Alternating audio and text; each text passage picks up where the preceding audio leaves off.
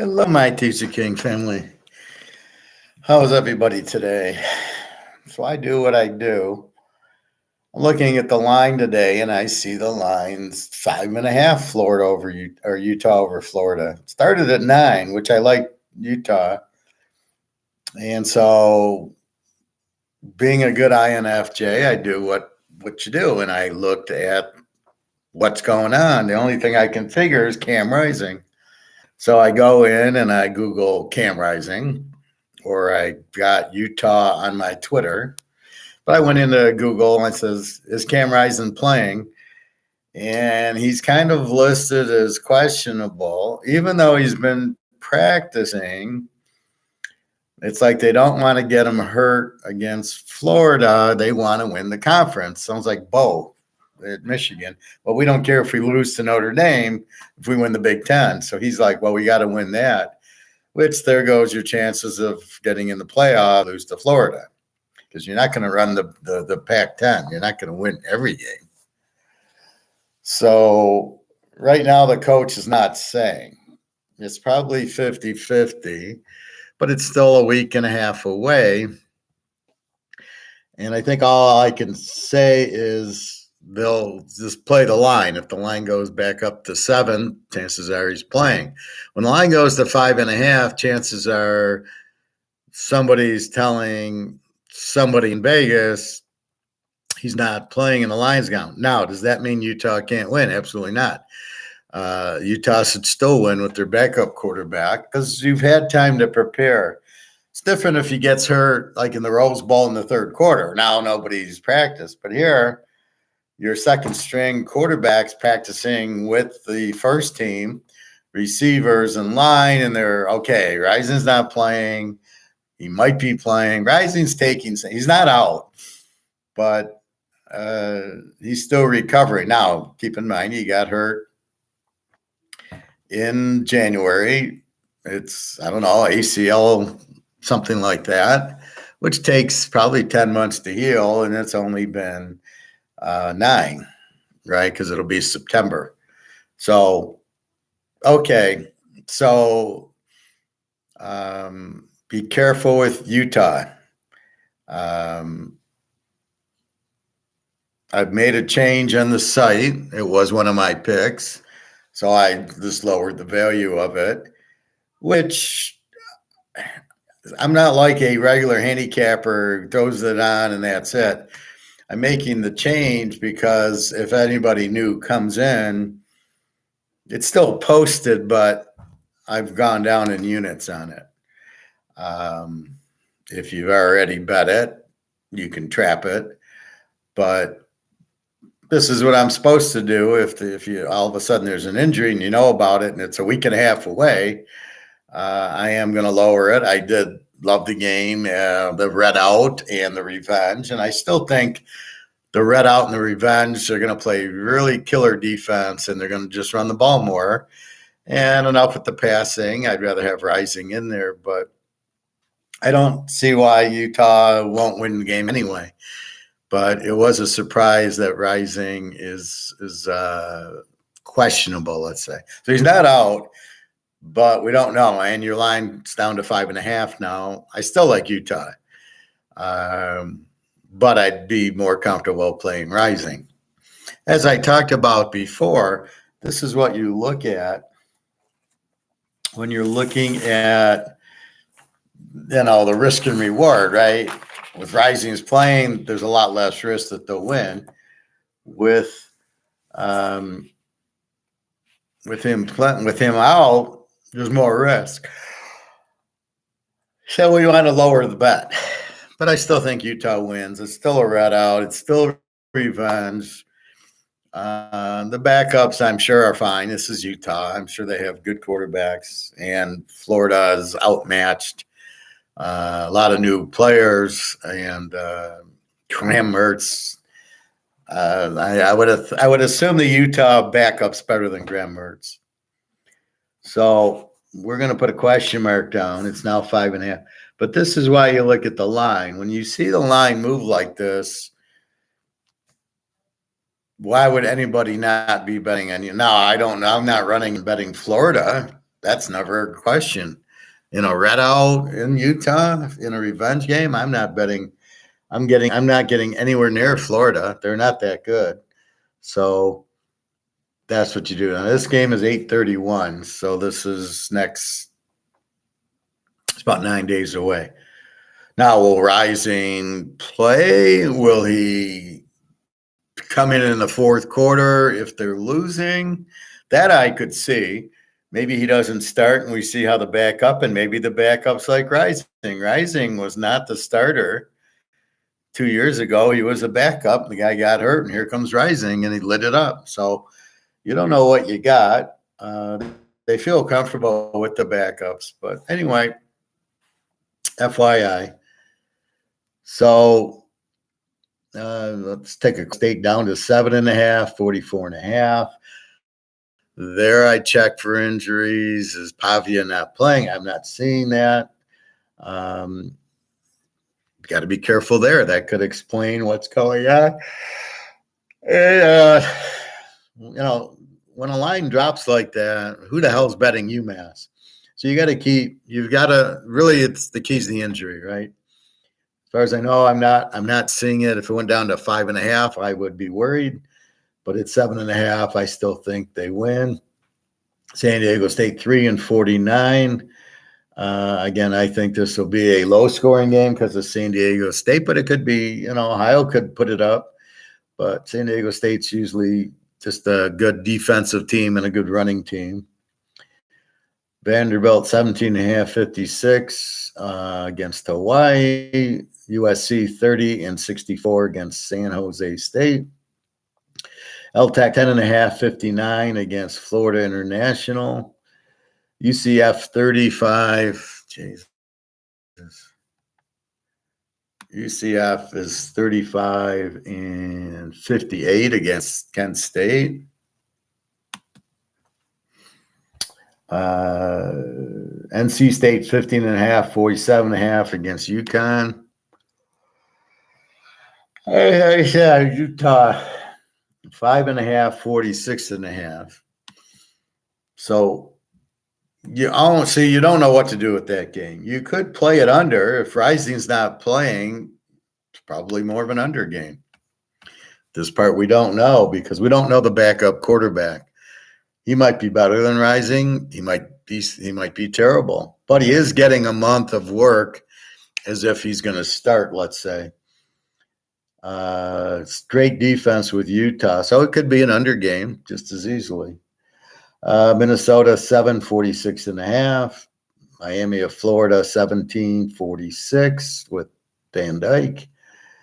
Michigan State 14.5, 49.5 against Central Michigan.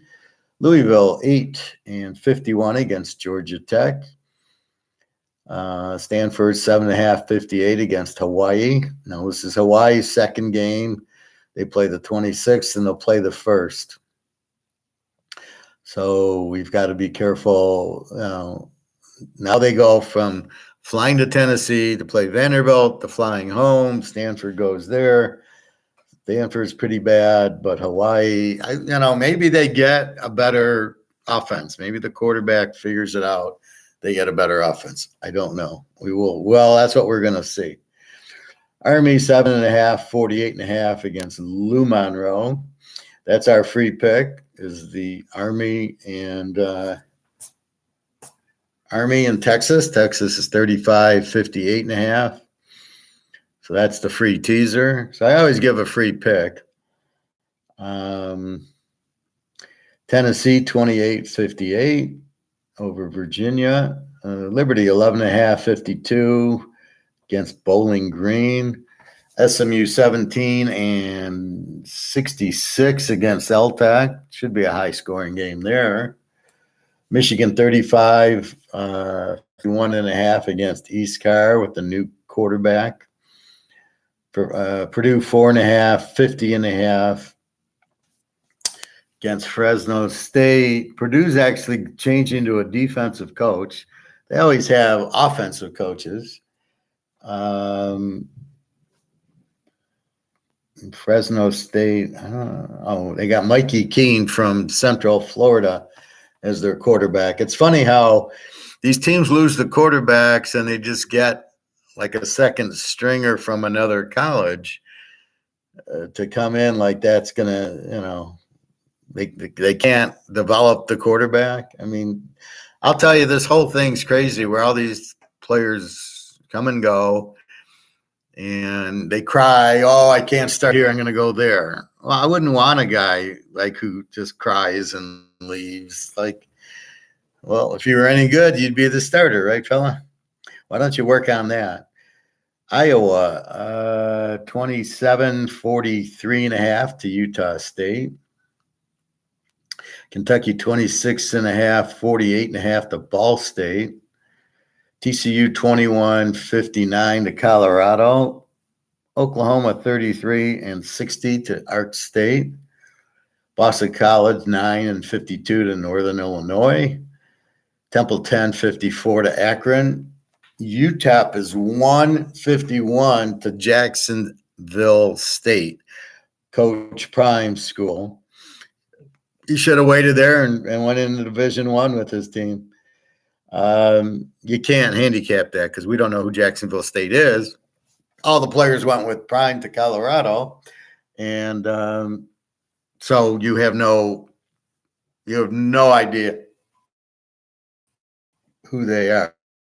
That's what it's about 3 weeks to figure it out. Do they have a defense?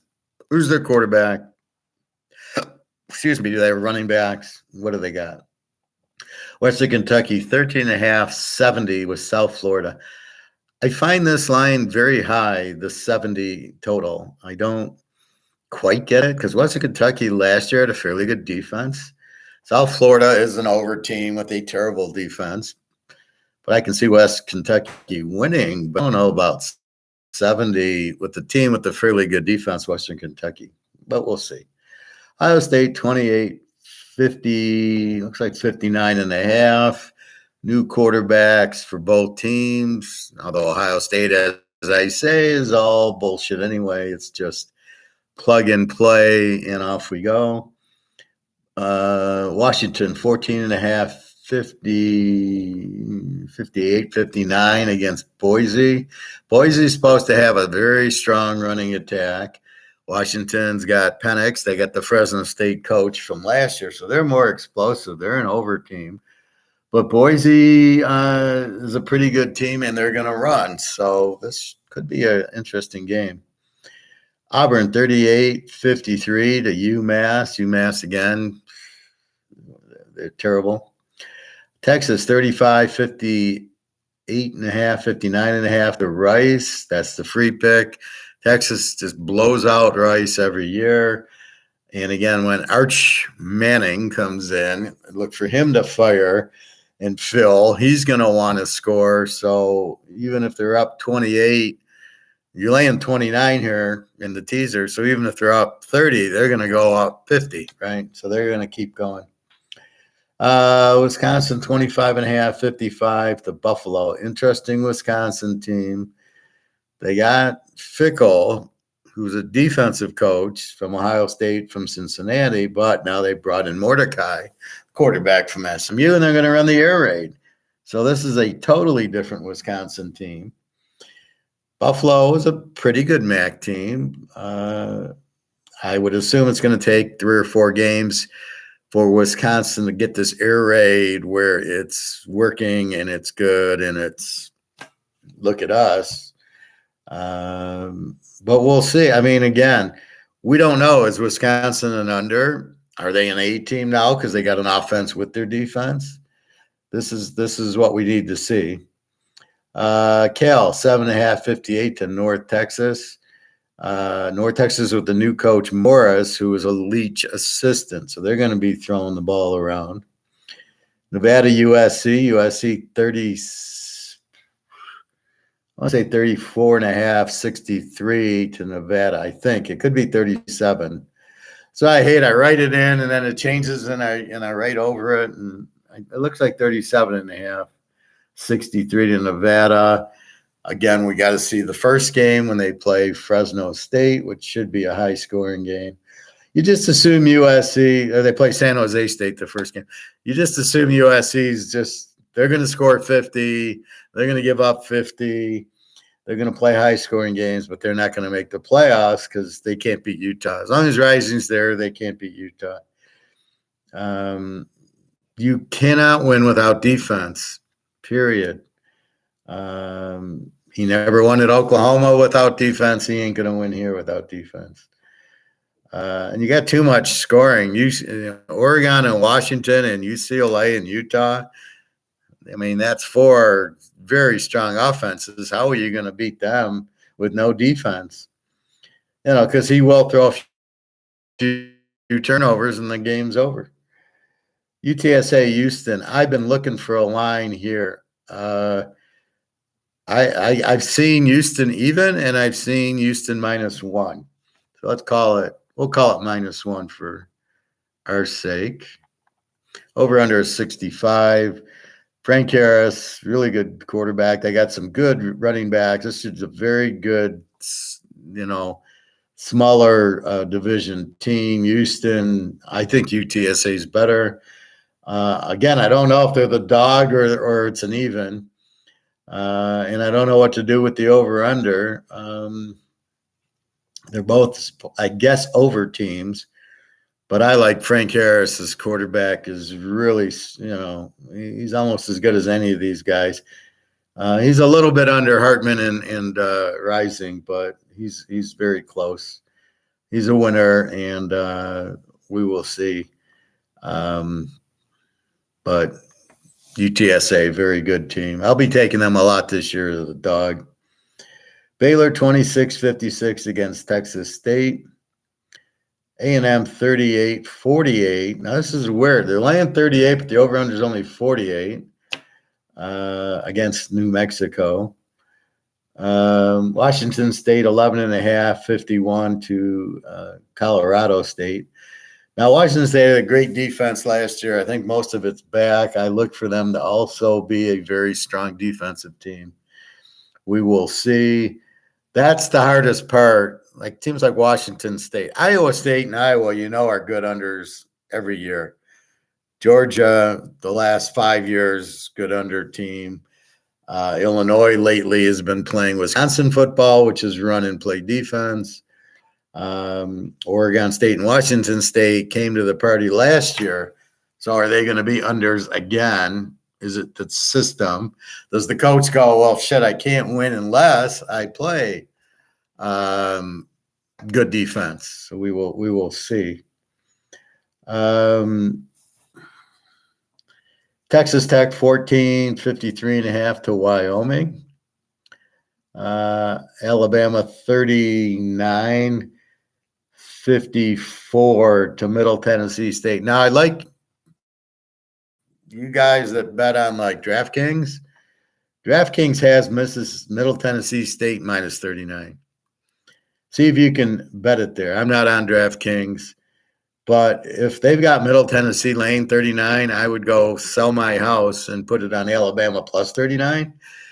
That's about as sure a bet as gold right now.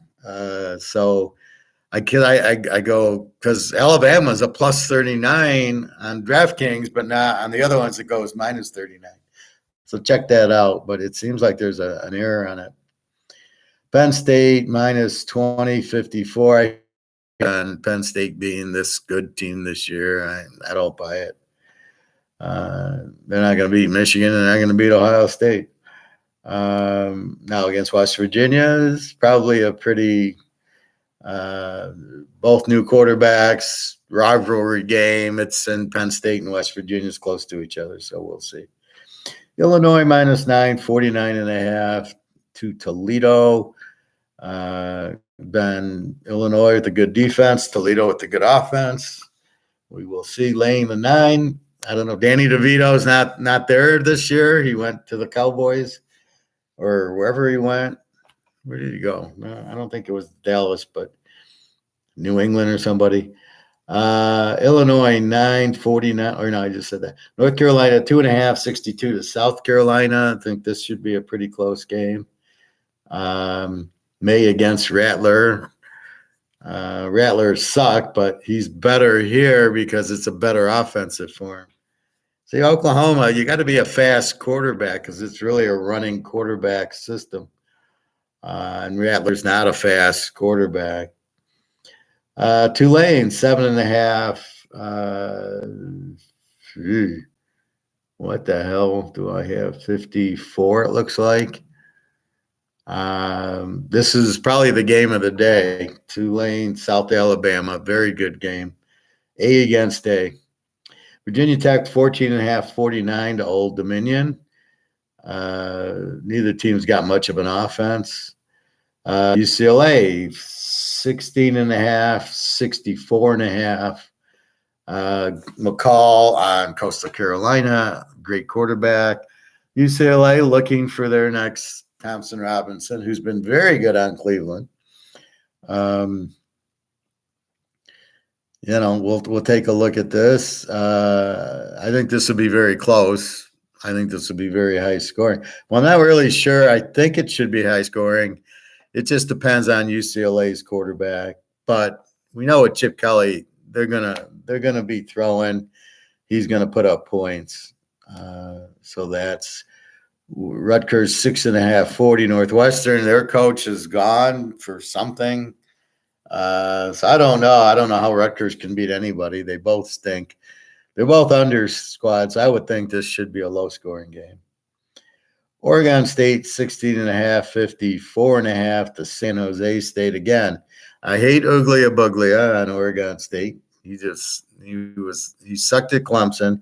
He ain't gonna do anything here. I'll give him a few games, and then they'll bring in the other guy. San Jose State's got USC. We'll see. Oregon State with the better defense, and San Jose State not supposed to have that good of a defense this year, so Oregon State might. So it kind of takes away from it being a low-scoring game. But San Jose State's got a good quarterback, Cordero, so we'll see. LSU, Bobby's team, 2.5, 56.5 to Florida State. I think this is A versus A, which is usually tease the dog and or play the under. So I think you could go either way there. And Clemson's up to 13.5, 56 against Duke. I like Duke in the I'm not even going to call it an upset. I think they're the better team. I like Riley Leonard much better than Clemson's. Nick asked me about this guy, the Clemson quarterback, and he wanted to buy his card, and I go, no, you don't spend money on a guy that, he played 3 games last year on Clemson. You buy the strategy would be to buy, maybe. Obviously, Mahomes. Obviously, Joe Burrow. He's another one that we're waiting to see.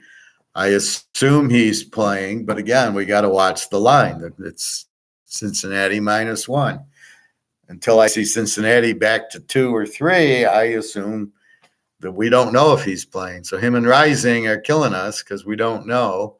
It's a different injury. Burrow's was a calf. He pulled his calf muscle. All right, it's got a month to fix. Hey, Bobby Bo, how are you today? He's got a month to fix. Where Rising had an MCL, so he actually had operation. He's just taking a little bit. So what I'm noticing, Bobby, is the line on Utah went down to 5.5. So I start looking, Googling, was Rising playing? Because there's no other reason for it to go down. And he's still questionable. He's practicing, but we're not sure if he's playing. Then they're trying to say, well, the coach cares more about winning the conference instead of making the playoff, which makes no sense. And then how good are the backups? So I had to tone down the Utah, even though I love the red out and the revenge and in the mountains. I still think Utah wins, but it's a bigger bet with Rising than without Rising. And at this point, I don't know if I have Rising.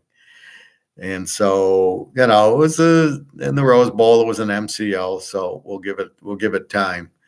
So at this point, that's what you got to look out for. See, the line told me to look for the injury, and the coach is saying, "Well, I don't know. We'll have to wait and see." So he's not ruling him out. He's not saying he's the starter. He's still practicing, but we will see. I was actually watching some YouTube videos on week 0. Okay, anything interesting? What did you pick up? See, again, this goes back to being careful who you're listening to. I was trying to find stuff on BRICS today because the meeting started today.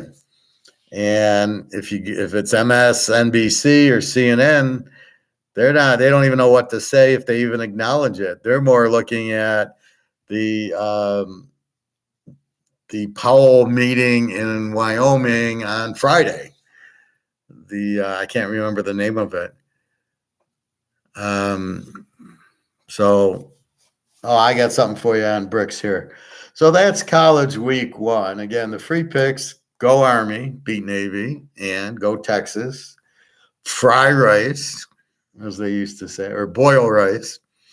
There used to be a newsletter when I was a kid, and it was just so funny because that's what they would use. Texas is gonna boil rice, and just the little snippets with the game. It was so funny, but you've got to be careful who you listen to. So anyway, be careful with Rising. Be careful with Burrow until we know yes or no. That's why I don't want to put the picks up yet, because I'm not sure. Again, is Rising playing? Is Burrow playing? I haven't touched the NFL. I won't post that till the week of. But there. So now, if you're a customer with me, if I see a game week 2, which I've seen 2 of them, I would email you saying, "Okay, we like this. Get the bet in on Sunday." So that's one of the privileges of being a customer. You get that kind of information. The little bonus of being the professor. You like Texas? Well, that's the free pick, Bobby. If I give you a free pick, Army, Texas, yes, I like Army. I like Texas. No wonder why the Florida line dropped all the way to 5. Well, they're not sure, but I still don't think Florida can beat them. Now, what you do is if you see the line go back to 6 or 7, if it starts going up, Rising's playing. So you don't really even need to know if he's playing. You just watch the line. But that's what triggered it for me. When you see a line moving the way it shouldn't be moving, it's because they're saying, "Oh, Rising's questionable. He's not out. He could very well start. He could come in the 4th quarter. If they're down 6 points and the quarterback sucks, and here's Rising, who's okay, he's practicing, then I would see him putting Rising in the game.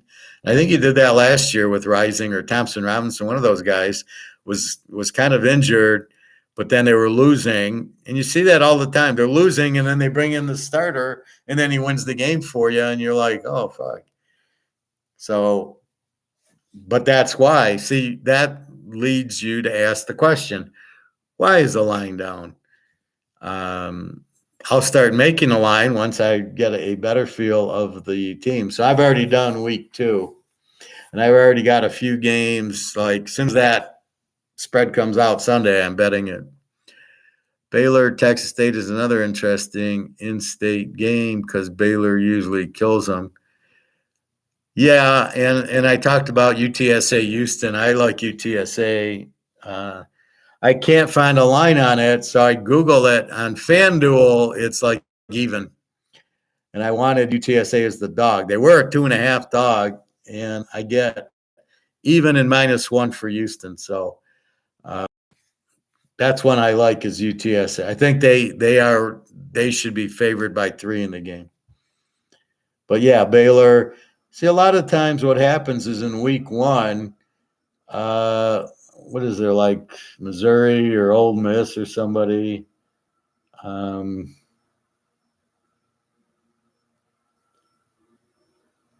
Well, like Michigan State's got Central Michigan. They have to win because they ain't going to do shit in the Big Ten. So if they want to go to a bowl, they got to win it. I look for Miami to start strong with Van Dyke, but they got to get used to the new offense. So they've gone to the air raid with Van Dyke, but it's going to take time. And you've got Mordecai for Wisconsin going to the air raid. That's going to take time. Buffalo's a pretty good team. Is Wisconsin still going to have the good defense, which they should, because Fickle was a good defensive coach at Cincinnati, but now he's changing to a very good quarterback, much better than he's ever had, and much better than Riddler, and an air raid offense. But what he doesn't realize, see, everything has its repercussions. What he doesn't realize is what's it going to do to my defense, because I'm not going to be able to rest them. So when I'm running a 12-play drive, a la Army and Navy, my defense is sitting there resting for 10 minutes. Not now, my defense is going to get 2 minutes of rest because I'm going to go down and score or throw an interception or 3 plays and out, right? If it's 3 completions, we've rested for about 45 seconds. If it's a quick touchdown, they've rested for 45 seconds. So this is the hidden part of the passing offense like that. That's defense. That's why Oklahoma never has a defense. And that's why Georgia wins every fucking game, because they run the ball and then they throw the ball to Brock Bowers and short runs, short throws, and they just run it down your throat. 5-6 minute drive, touchdown, and then their defense kills you. And their defense is 3 and out, so they're fully rested. That's the key to the team, is the defense. You rest your defense. So this is going to be interesting for Wisconsin. Miami doesn't matter because you got to get Van Dyke. They sucked last year running the ball and resting their defense. So they need Van Dyke in the air raid. But we will see the rest of it. I'm curious. UCLA's new quarterback, we'll have to watch. Coastal Carolina is going to give them a game, but neither team has a defense. So look for this one in a high-scoring game. Texas Tech, Washington State. A&M supposed to go to a different offense. Keep in mind that good running back from A&M last year, Adachi or something, is on Miami. And I bitched up and down that if they would have given him the ball at the 1-yard line with 10 seconds left against Alabama, he'd have scored, because he's real tough to tackle running back. And they'd have beaten Alabama. They lost 24-20. They end up at the 1-yard line without a quarterback, and instead of running the guy, they threw it. He's a very good running back. But the best is Sincere McCormick on the Raiders. I see they signed their running back a couple days ago or yesterday. So that'll be very interesting. So week 1 to learn. I've got 4 games posted, as I said, and we will see.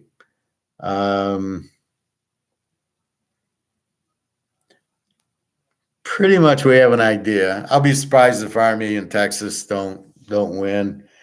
Notre Dame with Hartman will be interesting to see. So Hartman, Van Dyke, unfortunately, Rising still a little hurt. I saw him throwing and playing. Bobby asked me this a couple of weeks ago, and he was out there with a brace and he was playing. So I'm shocked that he's like questionable, I guess. So that's what we'll see. Florida, I think, will still suck. I still think Utah in a red out wins the game just because their defense is so strong. They've got excellent running. They've got an excellent tight end, an excellent coach, and Florida basically is using grand merch from Wisconsin. How bad is that? Plus, they got a lot of transfers and a lot of new people, like 35 new players. So Florida is not going to win at Utah on a revenge game. That's even if Bobby quarterbacked, I'd still take Bobby. I'd still take Utah. Red out, they're going to win. I'm not really that concerned about them winning, but I would prefer -6 with Rising than -5 where we don't know. So keep an eye on the line. I'll keep you abreast as we get closer to the game. Again, it's August 31st. So that's next Thursday. This Thursday's the 24th. The next Thursday's the 31st. So that'll be interesting. You have Florida, Utah, Nebraska, Minnesota, NC State, Connecticut, and Kent State, UCF. The other games are the 26th. They're actually this Saturday. Notre Dame, Navy, Mass, New Mexico State, Ohio, San Diego State, Hawaii, Vandy, San Jose State, SC, and Florida International, L Tech are all Saturday. So at least we got something to watch. So we'll see. Again, I think New Mexico State, I think they'll have a good year. They got a good quarterback. UMass, we'll see. They're a terrible team, so we'll see if they're still terrible. And then Notre Dame, Navy, I'm interested to see Hartman. I think Hartman I think they just dominate Navy because they see him every year. So defensively, they'll just shut him down. Army's the team with the new offense. Army brings in this new offensive coordinator, Division II guy. They put up 50 points a game, and now he's at Army. And Army's well coached, great coach, good defense, except they had trouble with Hartman and they had trouble with McCall last year. But I think they're going to be fine. And so we'll see how their new offense looks. But I got a feeling they'll still run their power and just run Louisiana Monroe out of the stadium. So that's it. Bobby's still LSU 2.5. I see 56.5. I'm not playing it as of now, but I could see maybe playing the under. When you got two good defenses like this, they tend, especially the first week, it'll be like last year. It was like 21-20 or something. All right. Now we will go to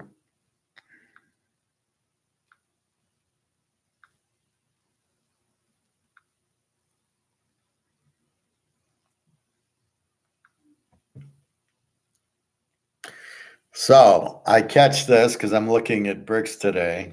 And I got an Egon video for you, Bobby. Well, for everybody. BRICS ending reliance on the U.S. dollar, main agenda on the summit, August 22nd, which is today. So you've got to be careful because I'm on Microsoft looking, and it's a bunch of, Forbes or business, whatever, and they're slanting towards, oh, well, they're not going to agree. It'll be 2 years away. That's all bullshit. They're looking to leaders of the BRICS nations will discuss reducing dependency on the U.S. dollar, the ongoing summit in Johannesburg. Reducing reliance on U.S. is the main agenda item on the BRICS summit, according to Bloomberg or Alligator. The bloc will discuss ways. So basically, it all comes out to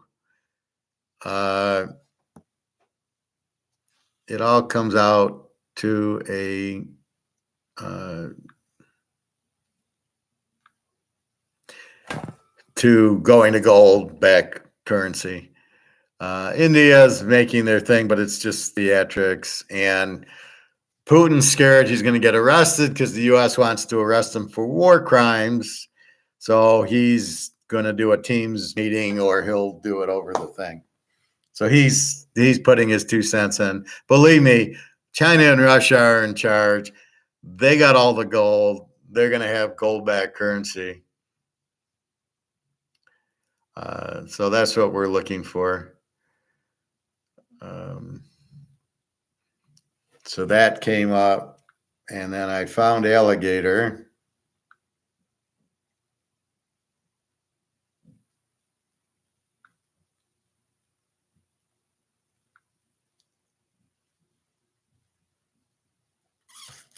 Or no, I found Egon. Well, I found an Alligator too. That was a week ago. This is the Egon. Welcome to the Jay Martin Show. If you are new. Okay, we're just going to go right to the meat.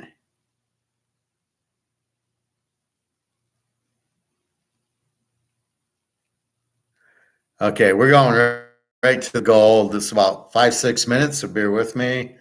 Ready, Egon. Trend towards those volatile moments. A buddy of mine, Luke Groman, will say that there's very few moments in history when you need to own gold, but during those moments, it's about the only thing that you want to own.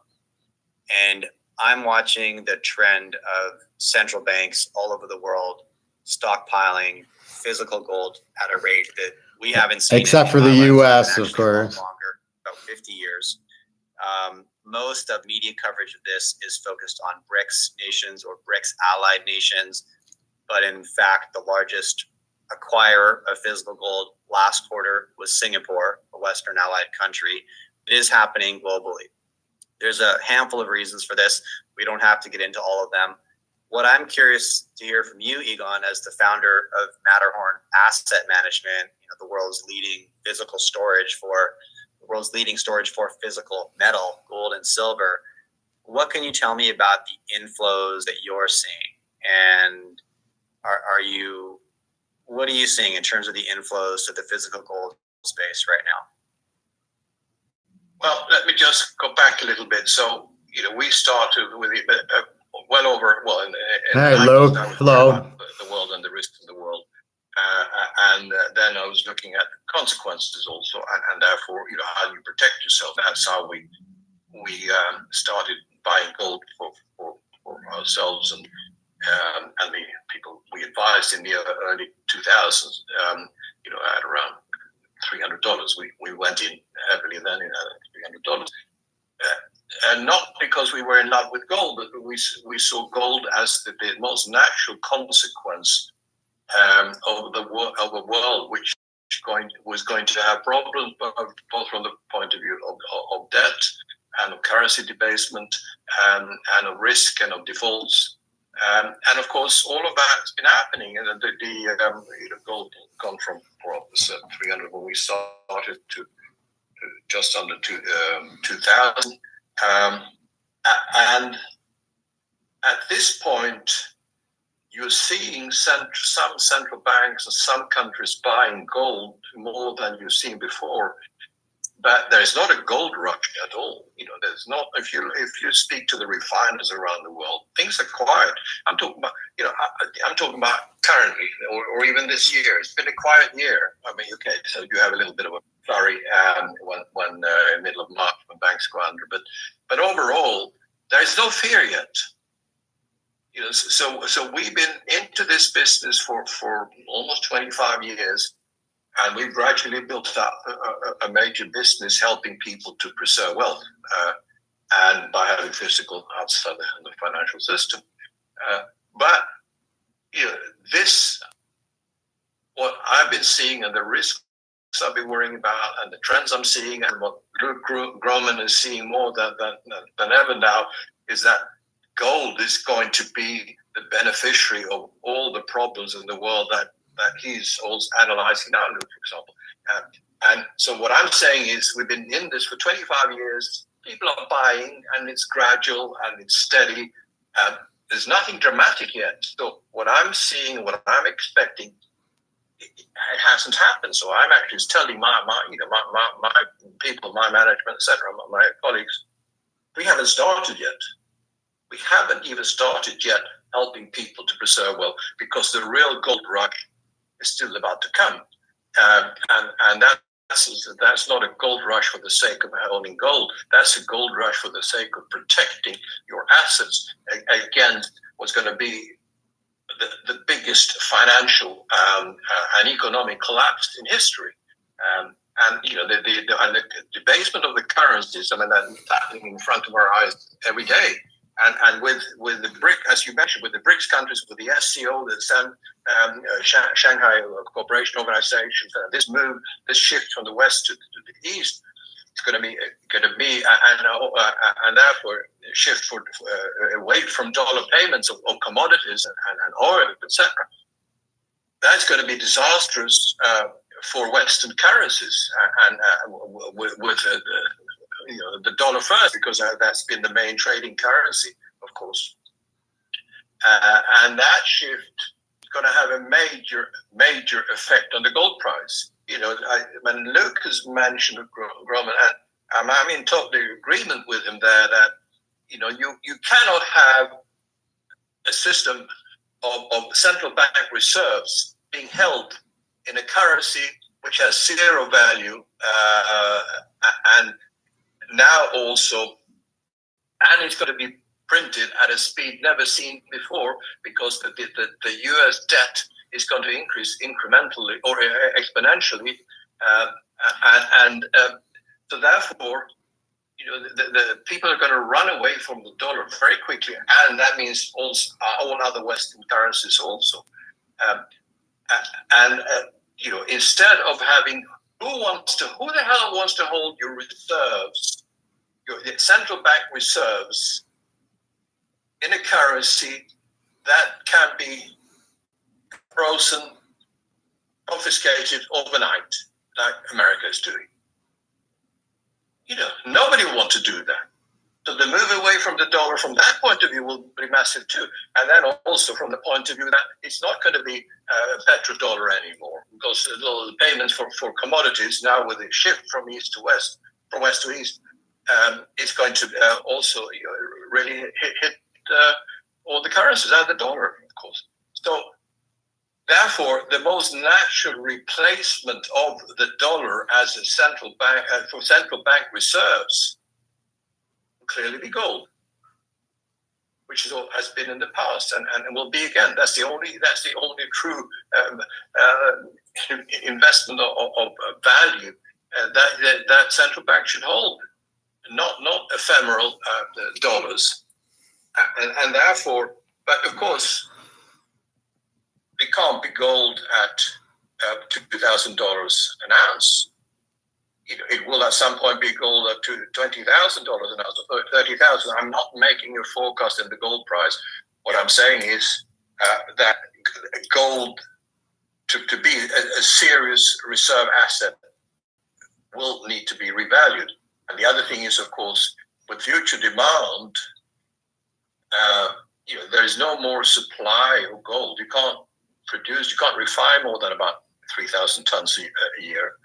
And therefore, the only way to satisfy a higher demand for gold, which will happen both from investors' point of view, private investors, and from the point of view of central banks, will be a much higher price, because there won't be more gold around. It'll just be that the gold will be more valuable. And that's going to happen. Well, I have infinite patience and only limited by my own age. But things will go on after I'm not there anymore anyway, so it doesn't really matter. But therefore, I don't care when it happens tomorrow or in a few years' time. It will happen, and it will be a massive shift, and people who don't see that will be left behind, and it will be very costly for them. Look, Egon, I want to thank you for coming on the show today and chatting with me. We covered a ton of ground. There's Egon for you. Does that answer your question, Luke? Big nothing with BRICS. Oh, no, there's a big with BRICS. They are going gold. You're just not going to see it on CNN or CNBC or anything. COMEX is broken already. It's just a matter of time. So I think that should have answered your question. The market will not want to be in dollars between the sanctions and the inflation and the debt. There's 18 reasons nobody wants to hold a dollar, but everybody's kind of quiet by it. You're only getting this here from me because I fucking understand it. And you turn on the TV or Peter Schiff or these other idiots, they don't know what's going on. They'll tell you to buy gold because they're salesmen. I'm not a salesman. I'm an economist. So that's why I give you Egon. But yeah, that's what's going to happen.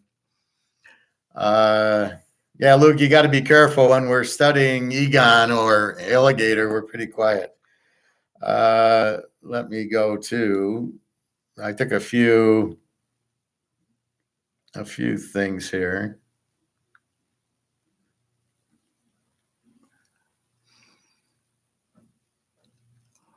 Let's see.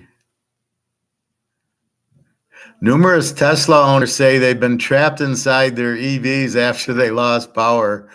Here's how to manually open a Tesla that doesn't get stuck. Yeah, I want an electric car. Sure. Bob, yeah, I thought we would have all been on an island with BRICS. We will be, Bobby. We'll pick something in Europe, I think. Another challenge for home buyers. More investors are snapping up homes, and 40% of them are using cash. These are smaller homes. Then I'm on cryptocurrency. Cryptocurrency-related stocks are down on August 18th on news that Elon Musk, SpaceX, has unloaded all his crypto. I thought it was the best thing, crypto. Oh, wait, if Elon sells, they all collapse. That's the problem with crypto. If he can sell his gold, nothing would happen. House prices, August sees biggest fall since 2018 as number of sales falls. This is all based on interest rates. This is all based on inflation. In the real world, you print the money, the interest rates go up. The more things cost, the less you sell. Very simple concept. GM cutting hundreds of engineering positions. I'm in finance, so I don't have to worry about it. And I ain't working for them. But see, there you go. But they don't say anything. Well, that's inflation cause. Prices are up. Interest rates are up. Their costs aren't down. They still got to buy steel and shit for the cars. And what does GM do? They cut engineers. You need engineers. That's the last people you cut is indirect labor. Me and engineers, you should never cut because you still need me to do the taxes and the budgets and everything. And you still need the engineers to figure out how to make the cars. So what are you going to do if you don't have any engineers? It's a bunch of bubbleheads. The fuck is this? Spider Gold Trust holdings up after series of outflows. Gold up after 5 sessions of decline. See, again, the Spider is an ETF. You don't want to be in ETFs. Please, if you are, get the fuck out. If you know anybody in them, get them the fuck out because they won't be worth anything. They're not gold. They're toilet paper. Well, Kleenex, actually. But you do not want to be in an ETF. ETFs are not gold. Gold's gold. ETFs, something different. Warren Buffett trying to tell people like he thinks he knows what he's talking about. What do you do? What's inflation proof? And he says skills. Buffett says you can migrate the impacts of inflation by focusing on self-improvement and staying on top of the game. This guy's out of his fucking mind. What do you mean improve there's no jobs. Where are you going to go? Oh, I'll get a PhD in finance. Yeah, that'll get me a job. I mean, what is this guy talking about? That's not an inflation thing because you're losing jobs because the economy is faulting because things are more expensive and people aren't selling. What do you mean increase your skills? What the fuck is this guy? This guy's just clueless. Okay. List of U.S. banks downgraded. They downgraded 5 banks today. Associated Bank Corp, Comerica Park here, which I am not in, Key Corp, UMB Financial Corp, and Valley National Bank Corp. These 5 have been downgraded because of debt issues and the bond issues, and they'll probably be the next 5 out. So if you had money in Comerica, I would get it the fuck out. I mean, there is, I think, Chase here and Fifth Third where I go. So 5 more banks about to go. Banks with negative here we go. Banks with negative outlooks: River City Bank and S&T Bank. River City Bank based in Sacramento, and and Pennsylvania-based S&T. Funny how all the California banks are going out. So those are banks with problems. Okay, that's what I got. The electric cars, Tesla keeps cutting prices. And this goes back to basic economics. Say's law. I mean, it's over and over and over. It repeats. If there's no market, you can't sell it. The market for electric cars is down here, and Tesla's up here making electric cars that nobody wants. And so what does he do? He cuts prices. It's at zero. He cuts prices. Nobody's buying them because nobody wants them. Plus, with the 10% interest rate to buy a fucking car, nobody wants it. The power goes out. You're trapped in the car. You got to find a charging station. Tell me anything good about an electric car. Why would I buy it? And then I look at the prices this idiot charges. Tesla, $110,000, $90,000. Who the fuck does he think's going to buy an electric car? You and Zuckerberg can drive around in them, and the rest of us will be, laughing at you. You got to be fucking kidding. This is the problem when people don't understand the market and they get into business. What's the first thing that I tell Bobby when he goes and wants to sell his shoes? Is there a market for it? What's your cost? Can you even sell it? Is there a market for tennis shoes? Yes. The Bobby Bow, he gets Barry to try to wear them, and everybody, I want to like a Jordan. And then we can sell them at $50. We know there's a market for them. And we know our cost is $30. But we know there's a market for it, so we can make it. But there is no market for electric cars. They'll sit there and say record sales, and they sell 500 of them because they never sell it. Now China's having difficulties.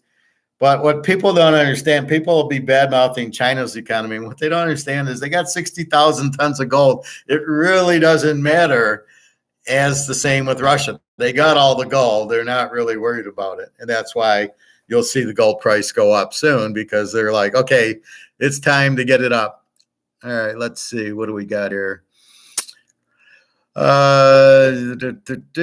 Appreciate it, Luke. Bobby, but it's cool that usually how it goes with big news events, but gold and silver will still fly.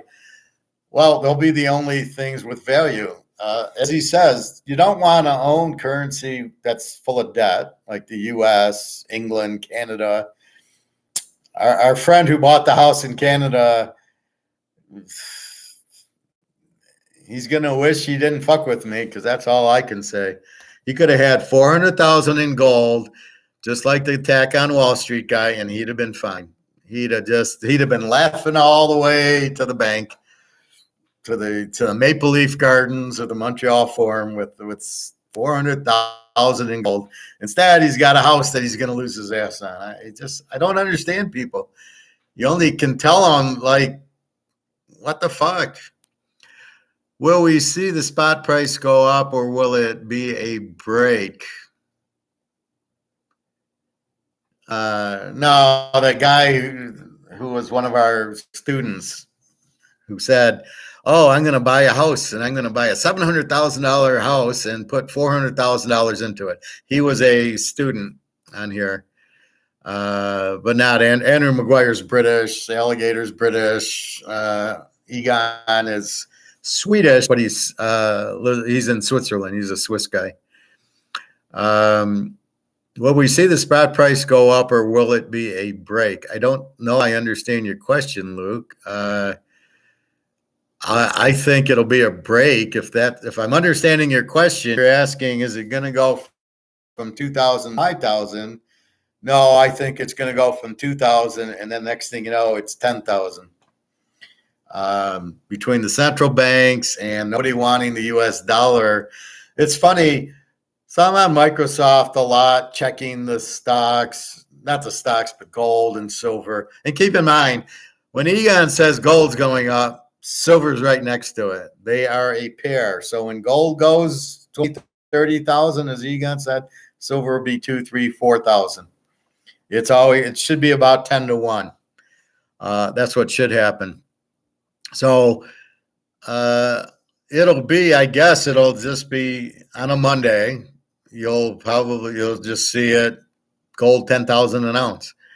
And then everybody's going to be bitching. I wish I would have listened to the professor and bought it at $2,000. I don't know what's a good number. Somebody asked that to, I think, Egon or Alligator, and they asked him, how much should I, what's a good thing? No, it was the guys from Australia were talking to Alligator. I was watching, it was like a couple of weeks ago, not a new one. And they said, well, what should be your formula? Like, how much gold as your portfolio? And it's as much as you can afford not to lose. So if you got $100,000 in toilet paper, you want as much of this in gold as you can get and leave a little bit out for your bills. But if you're still working, that's going to cover your bills. So you just basically take most of this and just keep buying gold with it, especially. So you can't get frustrated, Luke. You got to go, fuck, it's still on sale. It's even going down. It's 2,000 an ounce now instead of 2,100. I went, Friday, and all he had was ounces, but the Cougarans were under $2,000 for the Cougaran. And I said, I just wanted a quarter. I get paid next, Thursday I get paid. So I'll be back to a couple ounces on Thursday. And he's like, but it's so fucking cheap. It finally went up a little today, but I like how they're saying it's about they're waiting to see what the Fed does at Jackson Hole, Wyoming. Not BRICS, but the Fed at Jackson Hole. What is the Fed going to say at Jackson Hole? They don't have a choice on the rates because they're not. And then the other thing that pissed me off, it was Andy Schechtman or somebody saying, well, the Fed controls the rates for loans, car loans and house loans. They do not. That is the banks and the free market. That is not the Federal Reserve. They control rates to the banks. That's it. The Federal Reserve controls Chase, Wells Fargo, JP Morgan. That's what they control. That's it. JP Morgan, then you want to get a mortgage from them. It's all inflation, as I've said a few times. I'm giving you 100,000. I want to get back 110, which means I got to charge enough interest to get my 110 back. Because if I don't, I'm only going to get about 80 grand. And if I only get 80 grand back, why would I lose 20,000? My advice with the banks is just go buy gold and don't even loan any money out. Fuck that. Because Egon said in that thing, Egon says again, it's all going to be this huge hit at the end. So it's slow. After 45 minutes, it's only went 7% into the stadium. But in the last 5 minutes, it fills the stadium because it's incremental or whatever he said. And he says people don't get that. It's going to go and it's going to multiply and it's just going to explode. It'll be a frenzy. And that's what I'm trying to warn you guys on. It's going to be a frenzy when it happens. Look at 1923 Germany. When they finally had the wheelbarrow full of money, 6 months earlier, everything was fine. And then all of a sudden, when the shit hit the fan, you needed a wheelbarrow because the money was worthless. Interest rates were probably sky high. And that's what happened. The only difference now is there's no country that can bail everybody out. That's the biggest problem. Every country's on fiat. Every country has the same bullshit, right? The euro, the pound, the franc, the yen, the yuan, the ruble, it's all printed. It's all toilet paper. That's the difference. That's why gold's going to go so high, because everybody's going to run to gold because they won't have a choice. You want to eat, you're going to buy gold. Look at Zimbabwe, for example, right? What did Zimbabwe do? Their inflation was like 1,000%. So they started selling gold coins and people would buy them as a way to get out of the inflation. And it worked because you can't fuck with gold. You can't print gold, and the government hates it because then you don't need the government and you're off the radar. I'm just sitting here with my gold. So that's really the key to it. So once that starts happening, you're going to be glad you bought it now, not at the time of, because once it starts going up, well, it's like a football game, right? You get a game like, well, look at Utah, right? Well, that's a hard one. But look at a game like Michigan. They're 35, and all of a sudden they go to 40. And the frenzy's on and the spread moves, and you wish you got it at 35, but now it's 40, 41. You can't even buy it. That's what happens. You get the frenzy, and it's going to happen in gold. It has to, because there's no other way out. And the housing market's huge, and all these foreigners are going to sell their houses because they're going to need money. The people in Britain and Germany and China who have real estate here, who own houses, are going to get the fuck out, and they're going to take whatever they can get because the market's so fucked with the high interest rates. You got a $500,000 house, you add 10% interest rate to it, you're not getting $500,000 for it. You're getting $300,000 for it because nobody can afford it. And with the inflation and all the bullshit I showed you, GM laying off jobs, they're all fucked. They're all fucked. Everybody's fucked. So the only out is the gold and the silver, because you'll lose your job, and then you got to eat. You're going to sell your assets, and you're going to sell your car, and you're going to sell your house because that's the only assets. That's why we get gold and silver, and we can be Eddie Murphy in Trading Places going, I'll take that house and I'll buy that car. I mean, that's how it's going to be. And that's all I can do is warn you, this is what's going to happen. It's not an opinion. I'm not giving you an opinion. That's why I bring on Egon or Alligator to say, look, just in case you don't trust me, now you're hearing it from Egon or Alligator. But if you notice, they say exactly what I say. I'm saying it first, but I'm using that as backup. But that's exactly what's happened. But I'm really trying to protect people.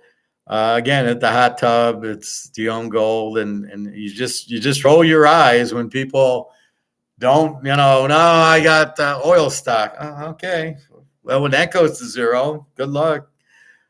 It's all going to zero. And all I see on this Microsoft thing is they're all sitting there going, we'll buy these stocks. Warren Buffett bought this stock, or this other idiot bought these stocks. And they're like, get the fuck out of the market. I'm not in the market. I'm out of the market. I'm in the gold because gold hasn't gone up yet. It's going to go. And that's what Egon said, is we haven't even begun the push into gold. And when we do, and the frenzy happens, yeah, okay, what island do you want? Bobby, oh yeah, Andrew's the one that you expelled along with Phil Mickelson, yep. Yeah, I mean, you don't want to kick anybody out, but if they start bothering the class and getting me off subject and offline, that's not fair to you guys. I'm here to teach you. I already know it. I'm here to teach you. And if I start getting misdirected by somebody saying about I'm greedy or don't give your girlfriends money, I just there's not a place for that here. Now, they could be people watching right now. I assume they are, but that's fine. All I'm saying is you can't chat because your chat is not adding value. I only want people that are adding value.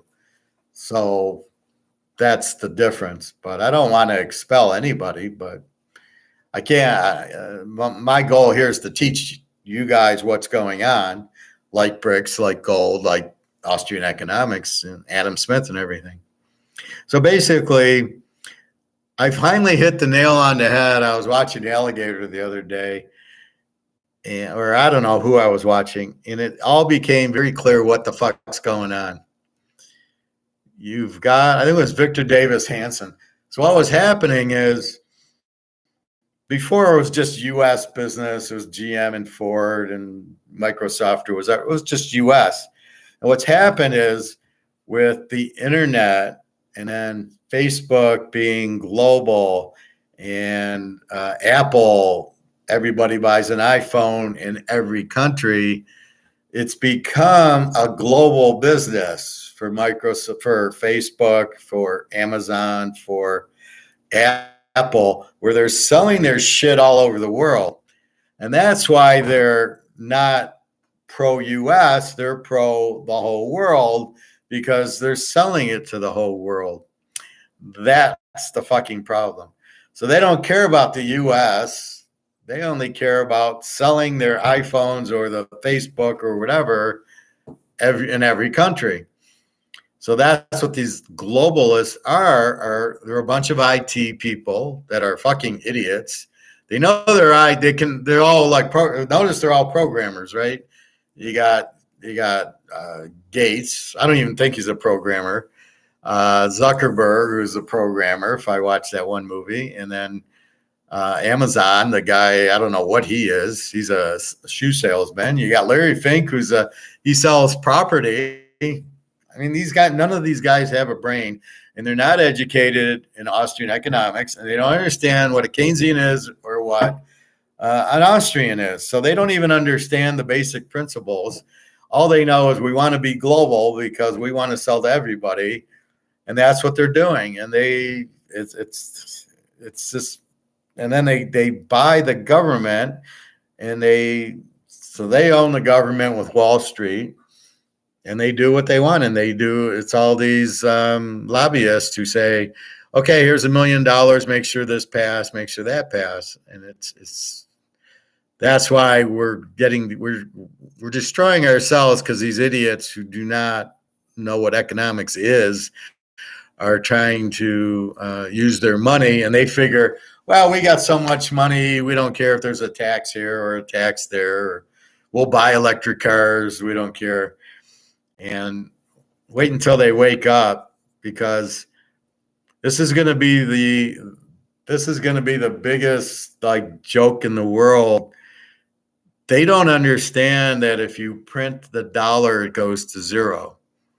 So when they're sitting there, the JP Morgan and the Zuckerberg and Gates and Warren Buffett and all these idiots who are not buying gold, think, well, we got all this money, and wait till the money becomes worthless. I can't wait. And all these idiots are gonna be broke, and they have no clue. And when the stock market crashes, they've got all their money in stock. They don't have anything in gold. I don't know if they have any money at the banks. They probably don't. Even if it's in foreign country, they moved it to Britain or Switzerland. If they move cash, it's going to be worthless.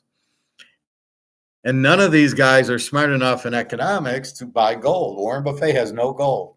He's got silver, but he's got $2 billion in toilet paper, right? And Titanic paper, he's got $2 billion. Well, it's all going to be worth zero, Warren Buffett, and your stocks are going to be worth zero. So let's see what kind of great investor you are, that you couldn't see the forest for the trees, not seeing the tidal wave. So I've got you seeing this big tidal wave coming, right? And we're running to buy gold. That's the way out of the tidal wave. Sort of like the Titanic, it hit the iceberg. And Zuckerberg and Gates and Buffett are on the Titanic. Oh, we're fine. We got a lot of money. Yeah, but all the water is coming in. It's no, it won't affect us. We're rich. Yeah, but the boat's sinking. It's hit the iceberg. It's going to sink. Oh, yeah, but we got a lot of money. It won't matter. I mean, that's exactly what it is. And I can't wait for that. I can't wait for that. So we'll be sitting in gold and silver. What island do we want to buy? And that's all that's going to matter. And I'm thinking seriously, I don't know if I have enough to, like, I want to go to Switzerland and give Egon, like, here's a couple 100 ounces of silver, and here's my 50 ounces of gold, and hold on to it for me to keep it diversified away from here. But I don't know. I'm thinking about it, but just because I think. Luke, did we hear anything today from the first day of BRICS Summit? Yeah, I just read it when you were on. So I can read it again. So this is dated today. Source, Real Money, The Street. Leaders of the BRICS nations will discuss reducing dependency on the U.S. dollar at the ongoing summit in Johannesburg. Reducing reliance on the U.S. dollar is the main agenda item on the BRICS summit. According to Bloomberg, the bloc will discuss ways to minimize USD and maximize the uses of local currencies for international transactions, which means a gold-backed currency. So that's what the plan is for that. They don't give a fuck about the Indian guy. It's all Russia and China, and they're going to do what they want because they own the most gold. According to Alligator, now it's 32,000 ounces for Russia and 60,000, 50,000 for China. And they want that. They want that to go up. So that's what I read. It's very difficult. You got to understand the source. You can't go to MSNBC, CNN, NBC, any of the national are going to poo-poo it. They're going to lead you to Jackson Hole, which is Friday, the Fed, who gives a fuck. And they will never say they're going to a gold-backed system. They will never, ever, ever say it. Understand that. So keep that in mind. You've got to understand the source, and that's what I tell you. I tell you that about football picks. I tell you that about economics. If I'm telling you something and then Peter Schiff tells you something else, or Reichert or one of these idiots, you've got to understand they don't know what they're talking about.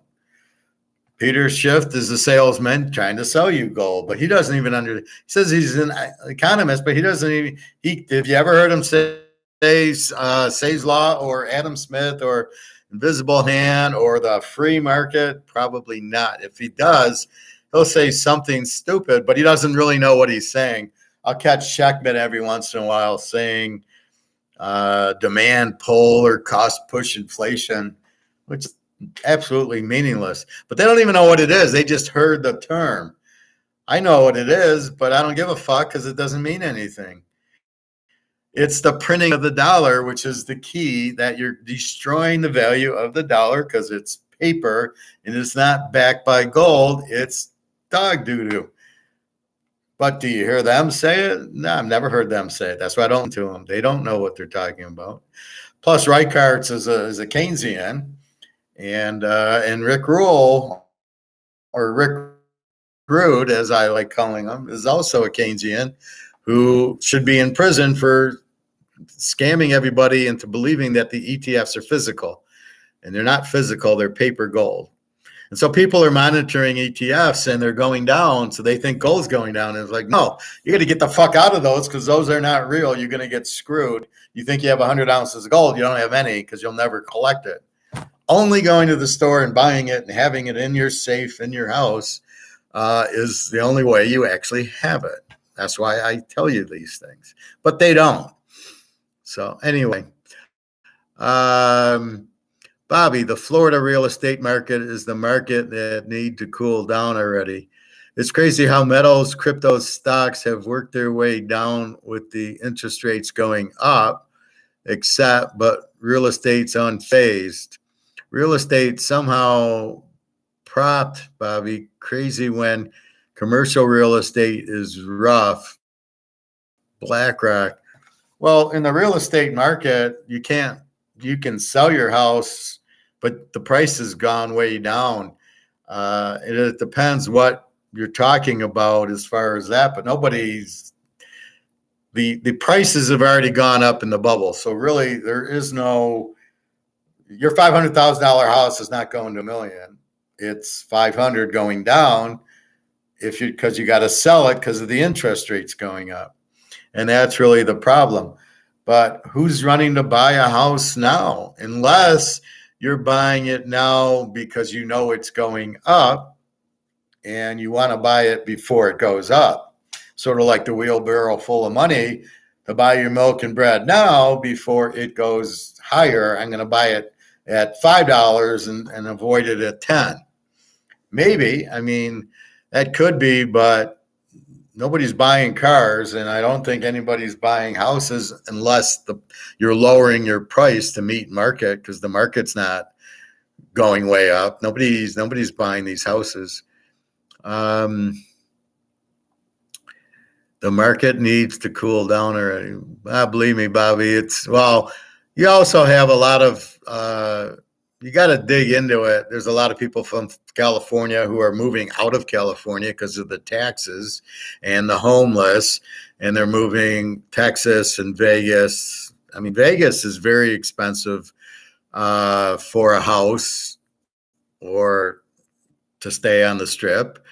But like, I'm looking to rent an apartment to stay there for a month while I'm working, because I can work remote. So for the first time in my life, I don't have to stay in Detroit to work, because Detroit, because I'm not working in the office, I'm working from home. And I called my recruiter today, my contract house, and I says, well, do you care where I work? He says, as long as you don't live there. So if I move to Barcelona or Portugal and I moved there, then I couldn't do that. But I could go for 5 months and live there and work my 8 to 5 Michigan hours, and everybody's fine with it. They don't care because I'm working remote, so it doesn't matter. And that's, so you're about to, so if people are moving out of California, moving to Vegas, yeah, the Vegas houses are going up, but that's a small little section because they're all moving out because they can't afford the housing prices in California. It's crazy how metals, crypto stocks have worked their way down with the interest rates going up.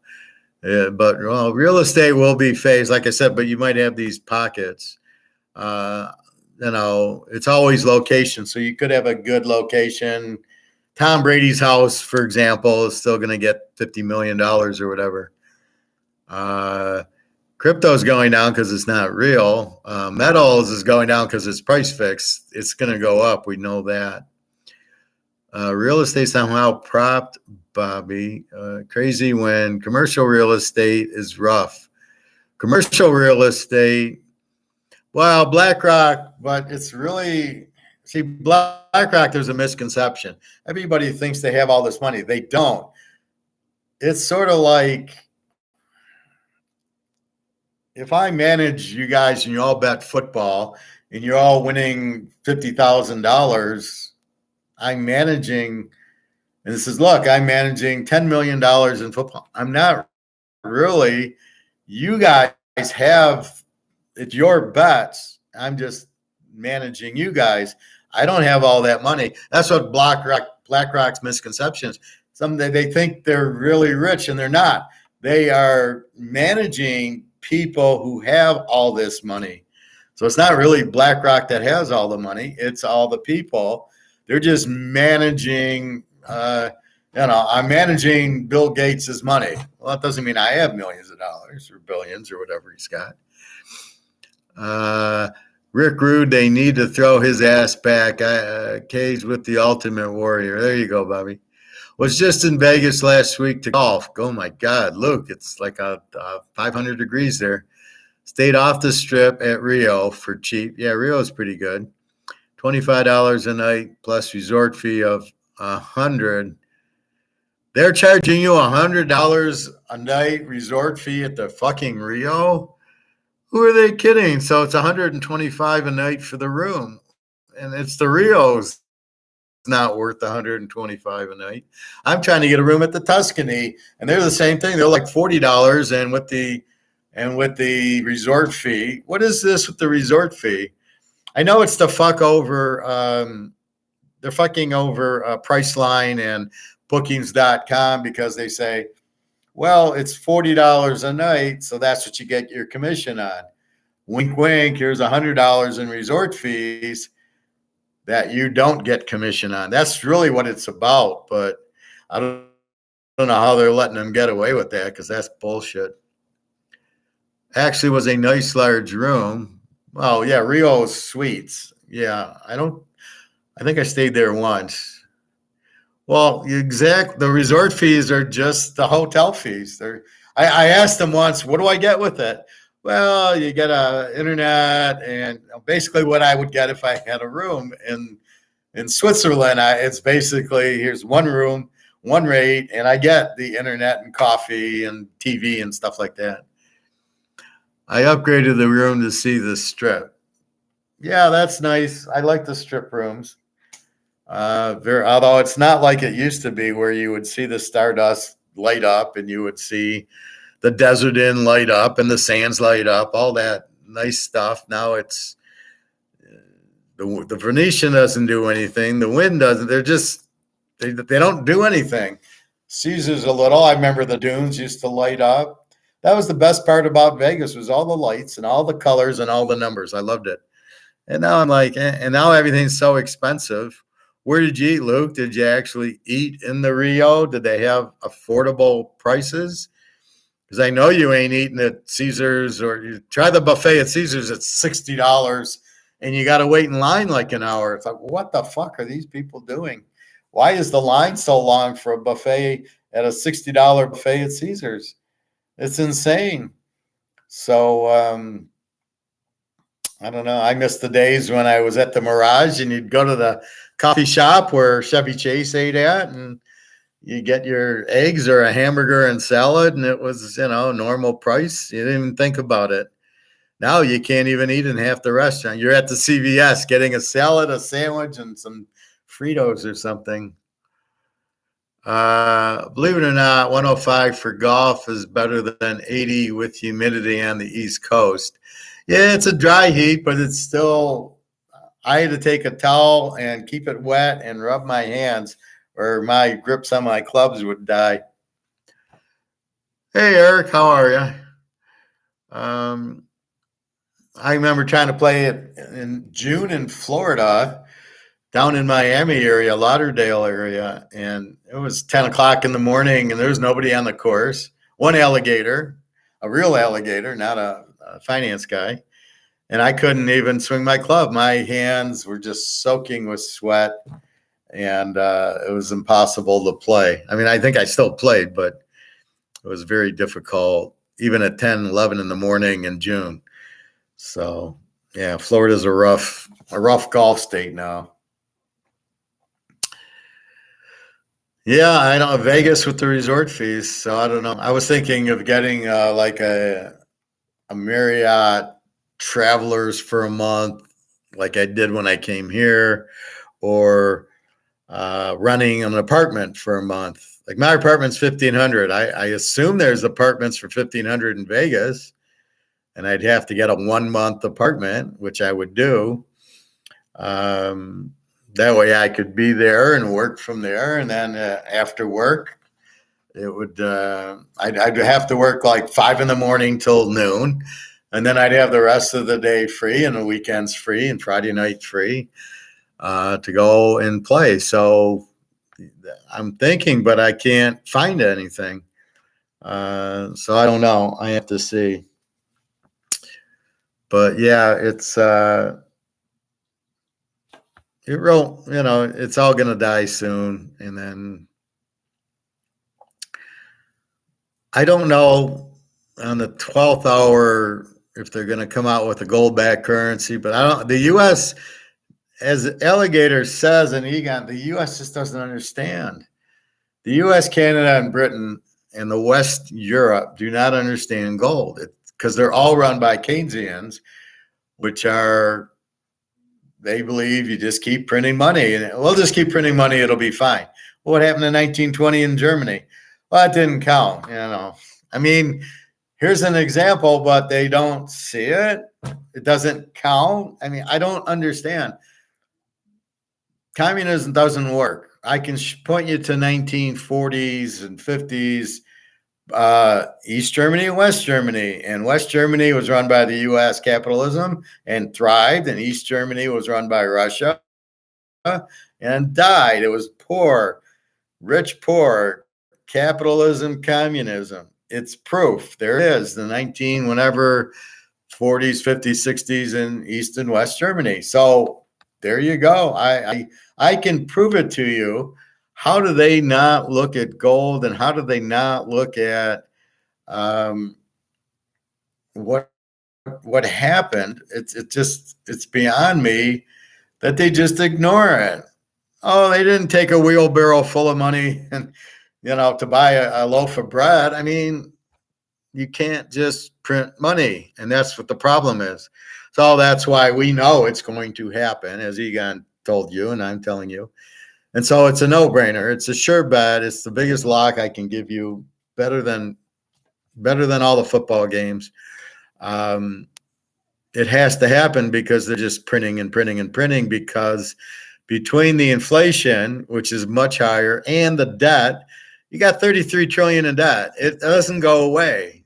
Sorry, you can't just say, okay, we don't owe it anymore.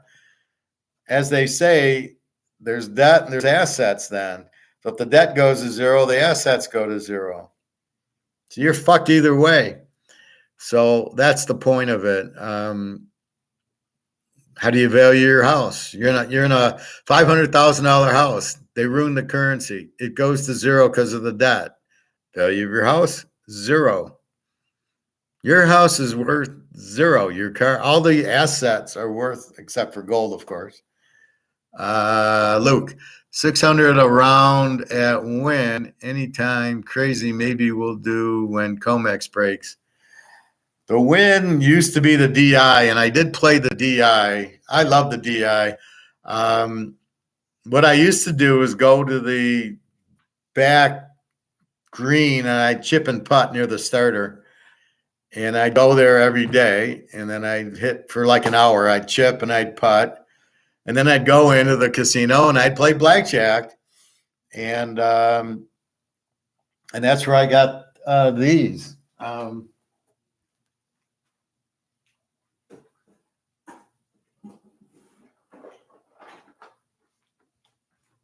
So I'd go play blackjack. And when I got a blackjack, I would keep this. And I love this one. It's such a nice. So I would go play blackjack, and it paid you 7 to 6. So if I hit $5 and I hit a blackjack, I got paid 6 or 7 or something. I got the extra dollar. And then, so I'd cash in all my reds, all my $5 ones, but all the ones I just kept. So I got the Stardust. I love the Stardust. I can't believe they tore them down. Here's an old Caesars $5 one from the, I think it's the 70s or 80s. And this is my best one. This is a 1950s. I don't even know what it is. FT. Quite valuable, but it's like a 54, 55, and then it went out. I think the Frontier or something. And so I got this one. This is the 1950s, and I got this one. And this is the 49er Club. So it says 49er Club on it. And this is also like a 1955, 56. This I did not get when I was there because I wasn't born yet, but I got it. And then this, I love taking this to poker. My Sands, I love the color of this one. So I'll take this to poker, the Sands. But that's what I used to do. I'd go play, I'd go chip and putt, and then I'd go, this is crazy, the win. I see they're like, who do they think is going to come here? So all the billionaires are going to win to play golf and eat these $200 meals. I don't get, they're way over market Vegas. And then you got all the California moving there. So they don't have enough houses and apartments for all the people that got out of California because they couldn't afford all the high taxes and everything. And that's where they're at with it. So anyway, so I talked to my company and I says, can I work in Europe and just work my Michigan hours? And they said, fine, as long as you don't move there. So Jenna wants me to go to meet her in Berlin and spend a month in Berlin at her friend's apartment. And if you're from the Ukraine and you can show you're working, which your friend can, they don't have any rent. She has zero rent she's paying in Berlin because she's from the Ukraine. So Jen was like staying with her, and then she said, "Why don't you come?" And I'm like, "Well, I got to see if I can," which I can. So I was happy about that. So I might go to Berlin for a month, and I won't have a hotel bill. I'll just have my rent here, and I can go there. But I don't know enough about it, so I got to kind of figure it out, or maybe go to. I can't meet Daria in Russia. I still can't. I can't get there. I can't get in. She can't get out. The war should be over by now because Russia's going to win. But until it ends, I can't meet her. So I might do that.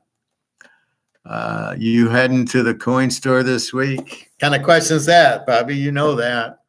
That's my weekly, especially now I work 8 to noon on Fridays. That's my weekly thing. Friday at 12, I'm done. At 12:30, I'm at the coin store bullshitting with the guys. But this is a payday. However, I do have rent. So we will see. But now I start getting football money in, which is nice. And we'll play it by ear. But, yeah, I think I'll definitely go. I might just get 1 ounce. See, this week is rent. So that eats into my, thing. But the following pay, there's no rent. So now it's all gravy. So then I can really go to town buying gold. But so this one's like, maybe I'll buy a 1/2 ounce or a 1 1/4, or like last week I bought 11 ounces of silver. And I hadn't bought in silver in a while. I'm up to 592 ounces of silver, 54 ounces of gold, and my Mano card and my Montana card and my Peyton card. Friday coin store and Saturday's club and General Chow. Well, club, the club is closed the pool until Labor Day. So it was supposed to be August 28th, but the lab pool and where I do my running is already drained. So I'm like, fuck. So fortunately there's a pool here. I don't really like it that much, but at least I can run and do my stretches. So I'll be here. I'll still get the Chinese. You got to get because it's like now I'm not going to run the Chinese tonight. It's too far away and I worked all day, so I'm not going to do that. So Saturday's perfect because it's about a 1/2 hour away. So I can drive there. She's at the point now, Bobby. She's got it. I think she's got it made for me because I go there and she says, "Oh, the usual," and I go, "Yeah." And about 5 minutes later, she's got it out for me, and it's cooked. I mean, so I think she knows that I'm going to get it because I get it every week. Once in a while, I get another one. Like a couple weeks ago, I added sweet and sour chicken and that one because I was real hungry. But she knows I'm going to get General Chow and usually an egg roll with it. It comes with broccoli, and that's my lunch for my dinner Saturday, my lunch on Sunday. So they know. She should after 35 years of going there. Anyway, so that's what's happening with that. So just be patient with gold and silver. It's going to the moon. There's nothing that can stop it because as much as U.S. wants to stop it and J.P. Morgan, they can't because the dollar is getting ruined. So when you see, avoid, these are the stocks I'm going to buy. That's all salesmen trying to fuck you over. Right? That's attack on Wall Street. Put your money in these stocks. Oh, the AI stocks, a pharmaceutical stock. Run as fast as you can. They're trying to keep your money in the system on the Titanic, and it's all going to zero or very near it. Stocks were going to get crushed, right? Houses are okay. You don't have to sell it. So if you're in your $500,000 house now, you might lose value on it, but you don't have to sell it. So you're okay in it. You don't want to sell it, but it's going to be tough to sell because it's going to be so expensive with the high interest rates that, certain places where all the people are leaving LA to come in, but The normal place like Vegas probably will get hurt, but right now it's probably okay. So be careful there. Get out of the market. Don't be in bonds. Get out of the banks. I just showed you 5 more banks that are about to go down and 4 more that are in trouble. And that's just the ones we're seeing. I'm sure there's another 100 that are all fucked up because it's all the same. They have to take the money to invest to pay off your interest. So they're in bonds at 1%, but now they got to give you 5% on your money. And I don't know who's stupid enough to put their money in a bank and get 5%. That's all I see. Oh, you can get 5% in the CD. Who the fuck wants 5% of bullshit money? Who wants 5% of this, right? As you're inflating 15%, which is the real inflation, if not 20. So I'm losing 10% with my money. Yeah, I really want to do that. So that's why gold is just you can't lose with it. You just wait. We understand why the COMEX and the dollar doesn't want competition with gold. We get it. But when you hit the iceberg and the water's coming in, there's not a lot you can do. And that's it, right? It's like if Stone Cold's coming to give you the stunner, there's not a lot you can do. He's going to give you the stunner. Or our buddy Ric Flair is going to give you the figure 4. It's just going to happen. All right, so we covered college football. Any questions or comments? I've been quite thorough with college. Again, Rising, I know, is questionable. I don't think the New Mexico State quarterback is. And that's what you got to look at like week 1. Is Hartman okay? Did Rising play? How did Van Dyke do? And that's what you're looking at. You're checking for the injuries if you get it. They don't give you the real thing on Rising, right? Even last year, he was supposed to play Oregon State. In the first play, he wasn't out there. And I remember the announcer got pissed. So you got to be careful. You got to really just read the line. Look low. You got to go, well, what's going on? It's either a hurricane or an injury. And in a hurricane, it's an under. Keep that in mind. Always remember that. A real windy day, it's an under. You're not going to score. What else? So let's look at the NFL.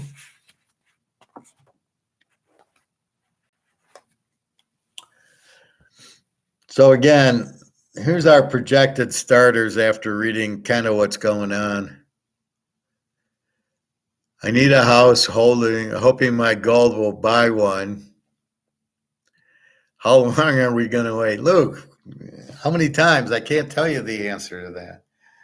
I can tell you the answer of August 27th, Notre Dame plays Navy because it's on a fucking schedule, but I can't give you a date of something that's not on a schedule. It'll be worth your wait. We can all laugh at the guy from Canada as he's losing his ass in his $700,000 house that'll be worth $200,000, as he could have bought $400,000 in gold. I can't believe the guy didn't buy gold. You have $400,000 on a sale of your house.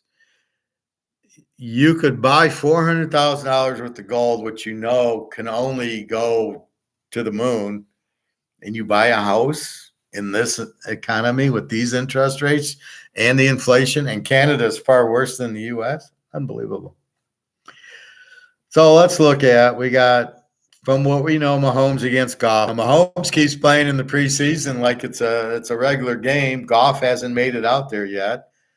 And I read about these inter-squad practices. There's no tackling going on. There's no hitting. I don't even know. They probably run a play and then they huddle up and then run another play. I doubt it's game speed where they're going and the clock's running and they got to hurry up and keep going. I doubt it's like that. So they're not.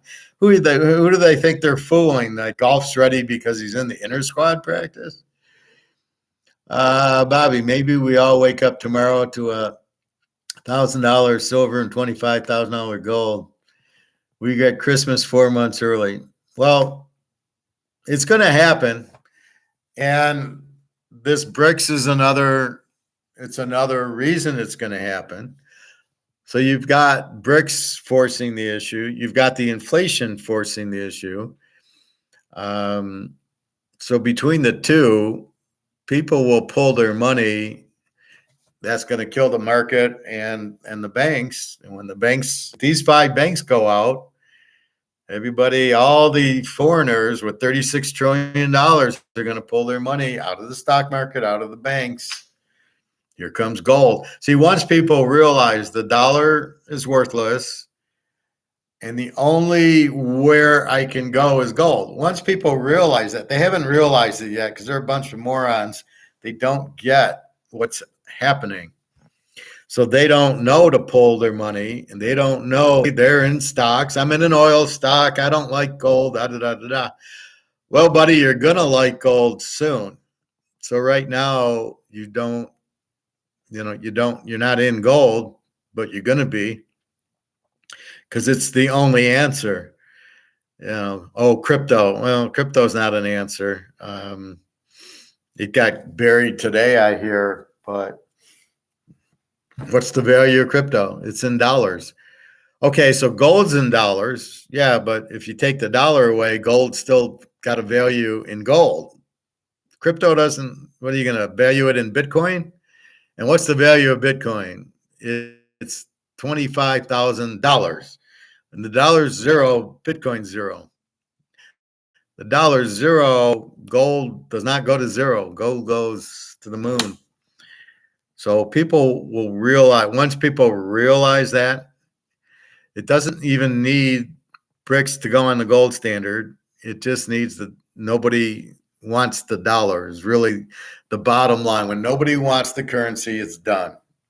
So that's really what we're waiting on. Well, I mean, Luke, it's it could happen the day after Labor Day. It's usually going to happen on a Monday when the banks are closed and you can't do a bank. You wake up Monday and you're already fucked. That's what usually happens. So keep that in mind. Anyway, so looking at week 1, so KC 6.5, 54 against Mahomes is playing both preseason games. Goff hasn't played anything. So Goff's ready. God knows anybody needs work. It's Goff, biggest choke in the league. Carolina, Atlanta. We got Atlanta, I think 3.5 for 4, 43. We got the Riddler and Woodside, who I like better, against Young and Corral. Go ahead and start Bryce Young. I mean, they're not going to score. That's an easy under. Houston, Baltimore, you got Stroud against Lamar. You don't have a quarterback in the game. So that's another under. Stroud's playing like 3 snaps. I don't understand. He needs to play like the whole fucking preseason game. Cincinnati, Cleveland, Burrow against Thompson Robinson or Watson. Soon it'll be Thompson Robinson, I believe, because Watson's just 2 years out. He's not anything what he used to be. Indy, Jacksonville, 444. Trevor Lawrence against Minshew, Ellinger, and they're starting Richardson.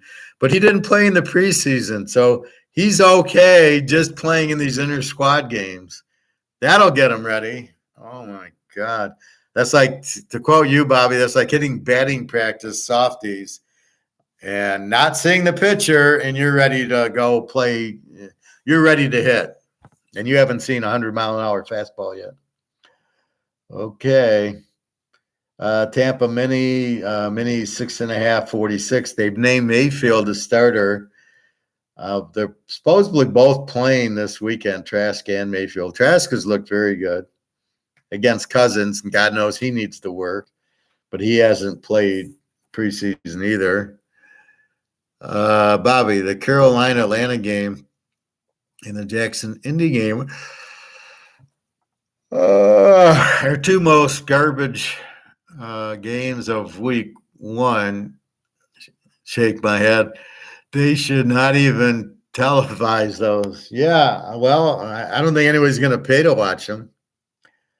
Yeah, it's just amazing how a team's so bad, but it's amazing that GMs who think Richardson and Young and Stroud are any good. And here's Thompson Robinson. I can see Cleveland getting Stroud. He's from Ohio State.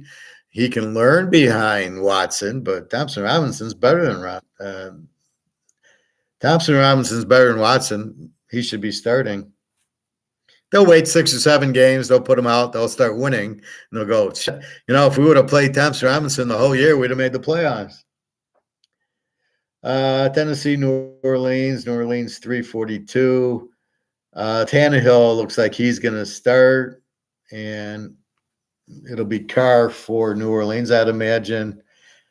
You got Haener and Winston. So I could see them trading Winston to Indy or Houston, who needs quarterbacks, or Carolina, and letting him start. But you got Carr and Haener. I'd want Haener over Winston for sure. Frisco, Pitt, Purdy against, it looks like Pickett. Purdy the better.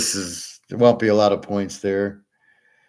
Arizona, Washington, what is it? Tuna McCoy against Thurston Howell III. Okay, Washington's like all happy they've got Thurston Howell. Really? He's your guy against Tune? They'll be lucky to get 10 points in this game. How many games do you think they're going to win with Howell? 5 games? 2 games? You think they can beat Philly, Dallas, or the Giants with Thurston Howell? Oh, my God. Green Bay, Chicago 2.5, 44.5. We got Love against Fields. God knows they both need preseason. I don't understand why they're not playing them preseason.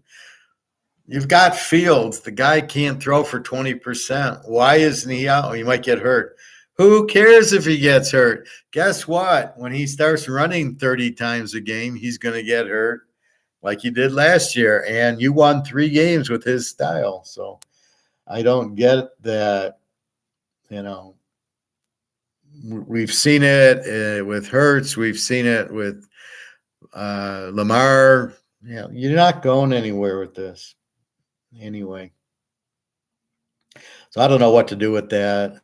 I think Love's terrible. Clifford probably better from Penn State.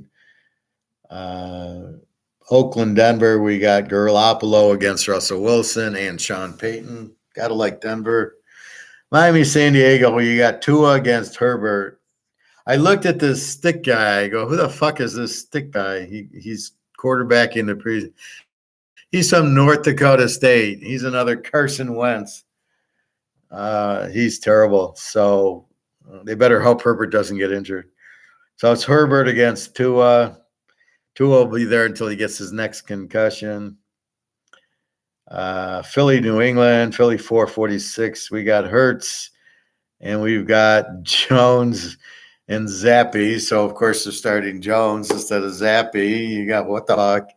And I love Hurts' backups, Mariota. So when Hurts gets hurt, it'll be Mariota. I was reading this article today about the head coach of Indy who's got Richardson, and they're trying to say how good of a quarterback guru he is because he got Hurts going, and he got but he didn't do anything for Wentz, but he got Hurts better, and so he should be good for Richardson. Like, what the fuck did he do with Hurts? The Rams in Seattle, we got Stafford and or Benson against Geno Smith. Should be, I think, a high-scoring game there. Dallas and the Giants, Prescott. I'd rather see Greer going against Jones and Danny DeVito, and I'd rather see Danny DeVito. Prescott's 3 interceptions, easy. Jones won't get a touchdown pass. Interesting game there. It's all up to whatchamacallit, Micah Parsons. And Buffalo 1.5, 47. Allen against Rodgers. I'm taking Rodgers. They're making a big deal about the offensive line, and I don't know. I mean, I'm sure they have decent offensive line. How bad can it be? I mean, just grabbing guys from Ohio State and Notre Dame. I'm sure they're good enough. All they got to do is get in the guy's face for 5 seconds or 3 seconds and let Rodgers pick you apart, or he'll scramble around. I mean, just like Burrow did. So I love how they try to measure offensive lines. You can't measure. I can't. How do you measure an offensive line? It's just ridiculous. Anyway,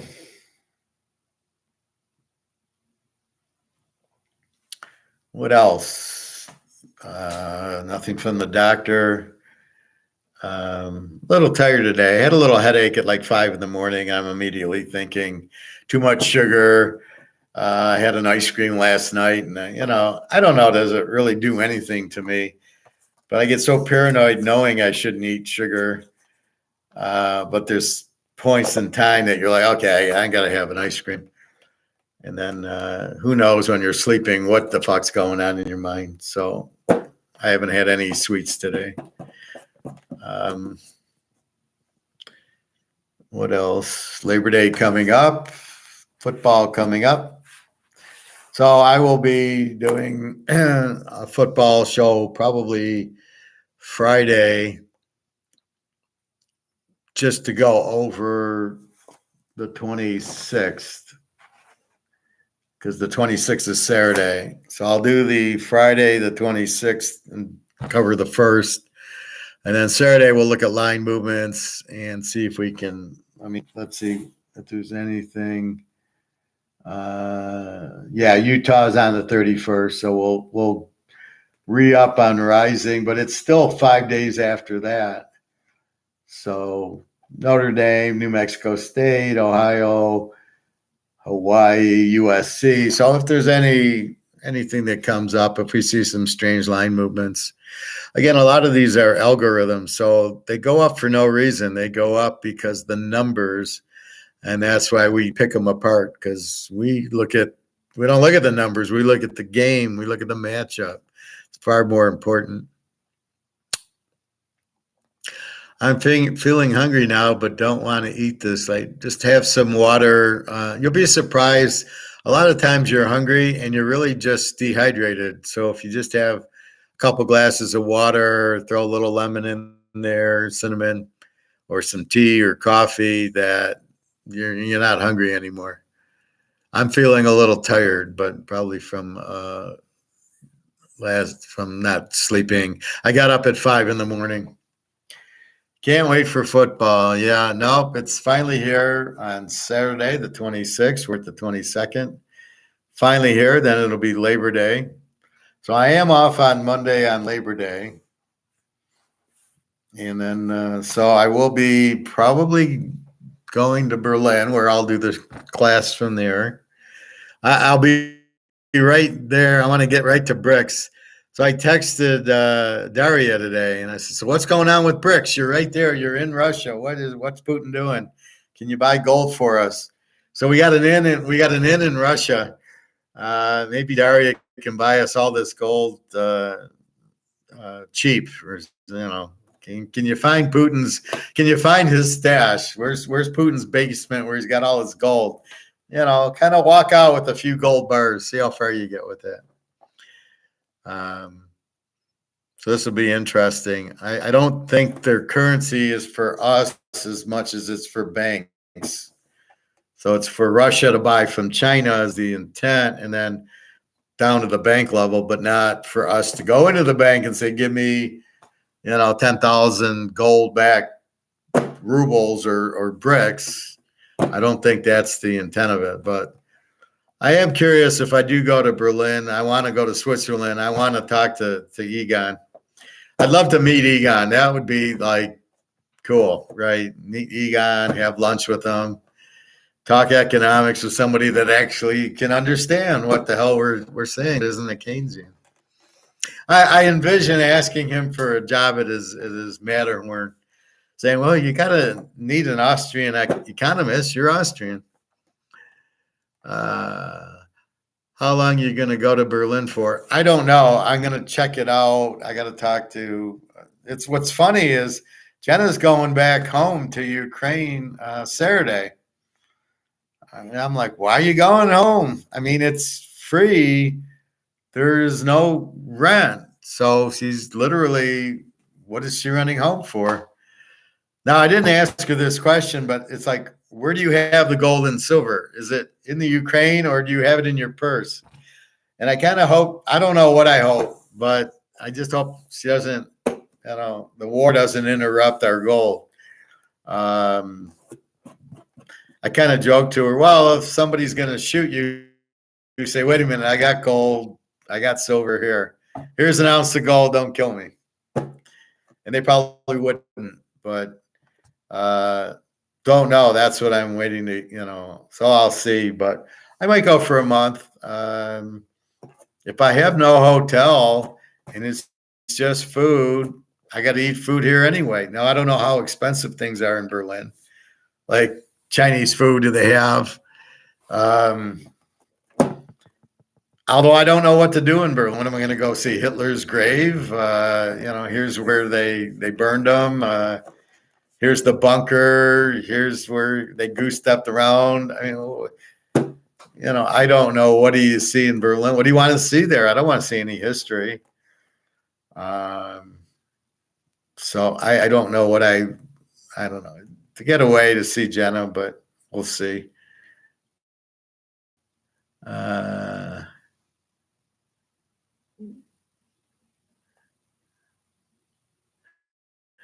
Hopefully she didn't sell the gold for. Oh yeah, no, I didn't read that, Bobby. No, she's smart enough not to do that. No, I just sent her some money. Ria works well, and I sent her euros. So I'm thinking about this. So, all right, listen up. So you can go to Europe, and I went to Barcelona and I wanted to get euros, so it cost me $300 to. I went to the ATM, said, give me 300 euros. It cost me 360 fucking dollars. I don't know why it was $20 a euro. It should only have been $9. Should have been 327 plus $5. It was 360. So my thought is, well, if I send myself Ria is like an international bank for Europe. So if I can send Jenna, like if I sent her 250. No, I think I sent her $275. She got 248 euros. So the cost was like $8 to do it. So my thought is if I'm with her and we need euros, I can send her on Ria as opposed to going to the ATM. Or if she's not there, send it to myself and just set it up where I'm going to get Ria. And well, I guess I'd send it to Jenna. And then she goes to the bank and grabs the money, and it might be a lot cheaper. I saw on YouTube that a bunch of these ATMs in Europe are bullshit, and they rip you off. There was one kind in particular. It's like a yellow kind, and it was just ridiculous. The fees they added on that's I think what I used in Barcelona. So keep that in mind. You might, if you ever need an ATM, you might use Ria. Now I'm curious what Vegas has, because I used to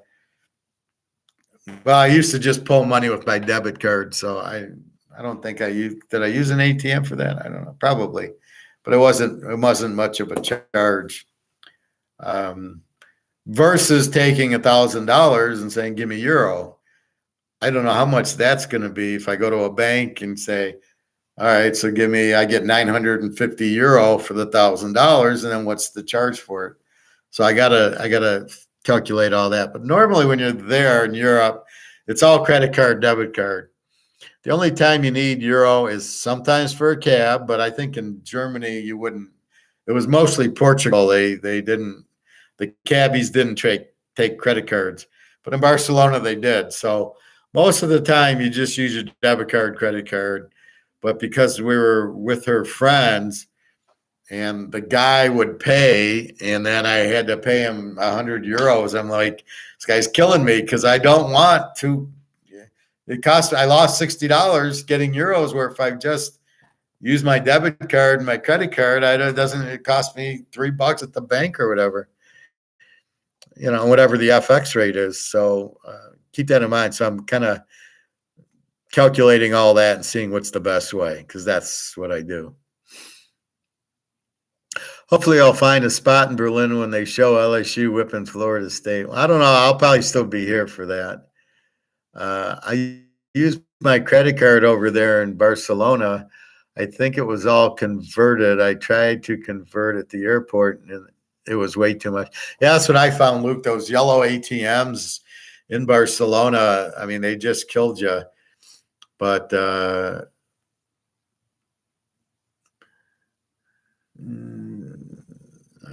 so you had euro when you tried to convert it at the airport, because what are you going to do with euros here? Yeah. See, with Jenna, I just give her the euros. So we go to the airport and we're leaving. Well, she's in the Ukraine. So if I got 100 euros, I just give her the 100 euros. She snaps it up. She's pretty quick with that. She gets mad if I give her like hryvnias, like Ukraine money. I'll give her 400 Ukraine money. She doesn't, that's not worth a lot, but 50 euros she'll grab. And then obviously the gold and silver. She still doesn't get it. She says, the silver's only worth $28. And I'm like, would you just hold on? So I gave her the white canister. It was full of like 10 silver and a couple gold.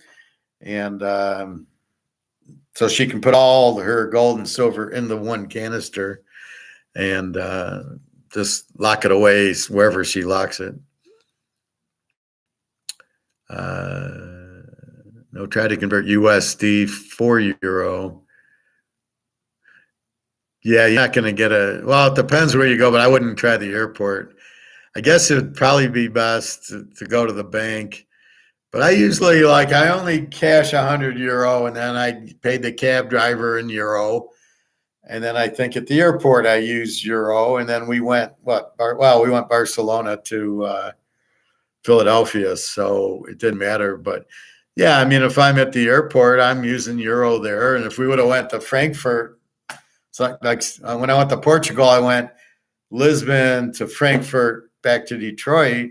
Well, I got euro in Frankfurt, so I use at that airport. I'll use the money, but nobody wants U.S. dollars, and you get a firsthand view of it when you. So you're saying in the beginning you had the U.S., you tried to get euro at the airport. Yeah, I did that too, and that's why you don't do too much. You just do 100. But I don't even convert. I just ATM it. But you're supposed to decline where they do the FX for you. You're supposed to say, no, I don't want you to do the FX. Whatever the bank says. So I know that's a problem. But yeah, I mean, but you really don't need that much cash. It's just what you go to eat, debit card. You go to hotel, it's a one-time debit card or credit card. Taxis, credit card. So all the food and that's mostly all credit card, debit card. You go to the restaurant. So there's really not a big need for cash anyway there. Most people will take it. A little more in Portugal, a little bit more with cash than Barcelona. I would assume Berlin's all debit card, credit card too. Switzerland, yeah, Egon will probably just want gold and silver. He won't even take credit card. I don't want that crap. It was crazy. I overheard you waiting for the phone or for the plane talking about gold to one of your girls. I think it was ordained. Well, that happens a lot. Yeah, I mean, I don't even know I was talking to them. I think I was just leaving a message with them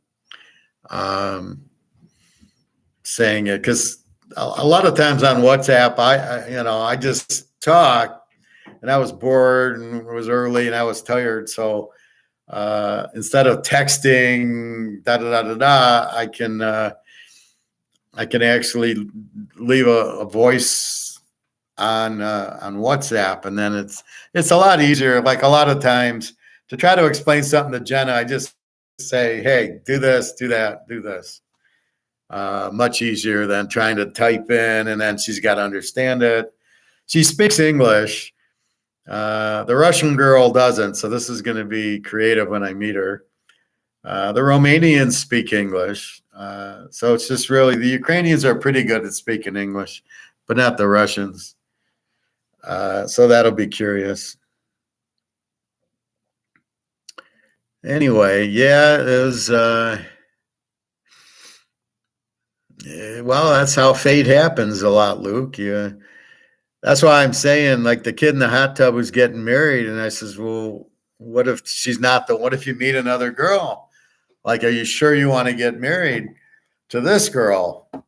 And, oh yeah, yeah, and it's like, hey, you don't know. You can meet another girl just not even realizing it, and so I'm saying to him, is she the one? Is this the one that's you're going to be with? And now my favorite player as a kid. What the fuck? Oh, there you go. We aim to please, Luke. We do everything. So yeah, it was a good experience. It took you a while to finally get onto the class, but glad you're here. And I don't know if you bet football or not, but I saw my picks, so I kind of go over the games, but then you don't really know what I'm picking. I mean, I think well, obviously I gave Army in Texas, but like Utah, I was picking them, but then ran into Rising. So, yeah, if he plays, I'll bet him. But most of the games, you don't know. But I'm talking about every game because I know how, like Bobby likes LSU. I'm not playing that game, but I'll give him my opinion on the game, just so he knows what I think. That's part of the class also. And really how to bet. I mean, that's the key is money management. You got to know how to bet. Most people don't have a freaking clue how to bet. They lose because they bet too much. You just bet a little bit and you build the bankroll. You don't bet the bankroll. And I was watching that one movie that me and Bobby like is One for the Money or Two for the Money with Al Pacino and the other guy. And the guy's sitting there and he's making all this money, and then he starts losing, and the guy lost his Ferrari or whatever. He's crying, oh, it cost me $400,000. I lost my car. Well, idiot, what are you betting that much for? You shouldn't be betting that much. Or supposedly they're talking these guys into how much to bet. What the fuck is that? You can't do that. You don't talk guys into. I don't tell you how much to bet. That's up to you. I tell you how many units to bet. Bet Army, Texas. You determine how much based on your bankroll. I tell you how to manage your bankroll. You do like 10%. So if it's 5,000, you maybe bet 50. And the goal is to build the 10,000. And then you increase your bet. At the end of the day, you walk away with $15,000. You made 10 grand. That's the key to professional betting is you do it like that. The biggest bet I made, I was like, 1980, and it was like $2,000, the Florida State Oklahoma game, which I won, but it wasn't on my bankroll. I probably had 10,000 and I bet two, but I loved the game. I mean, it was a huge game and I loved it and it won easily. But normally I'm not, unless I really get that feel, I'm not risking more than a quarter of my bankroll ever. If my bankroll is 10 grand, I'll bet 1,000, 1,500. I'm not betting $5,000 on a game until my bankroll's 20,000. But nobody understands that. Just like nobody understands how to play stocks and how to buy gold. Nobody gets it. They just hear I'm going to throw up if I see this again. Well, if you would have bought Bitcoin, 10 years ago, or you would have bought this stock, Amazon or Apple, who gives a fuck? if and if and if and if and if. I mean, you could have bet the 1990 Super Bowl. I mean, what's the point? We can't. It's 2023. I can't go back to when Apple was $5 a share. So I hate that kind of stuff because it's just stupid. Anyway, anything else? I'm a little tired. I'm a little lightheaded, so I want to take a nap or something. It's tough because I got off. I didn't sleep well, and then I work all day. That's what's tough about Tuesday. Thursday, at least. Friday's a half day, so I can sleep in. But this is just, I think, too much sugar, so I'm a little bit tired. I think I need some water. I went swimming. I felt fine. I had a headache at 5:30 in the morning. I'm thinking, oh shit, is this my blood pressure?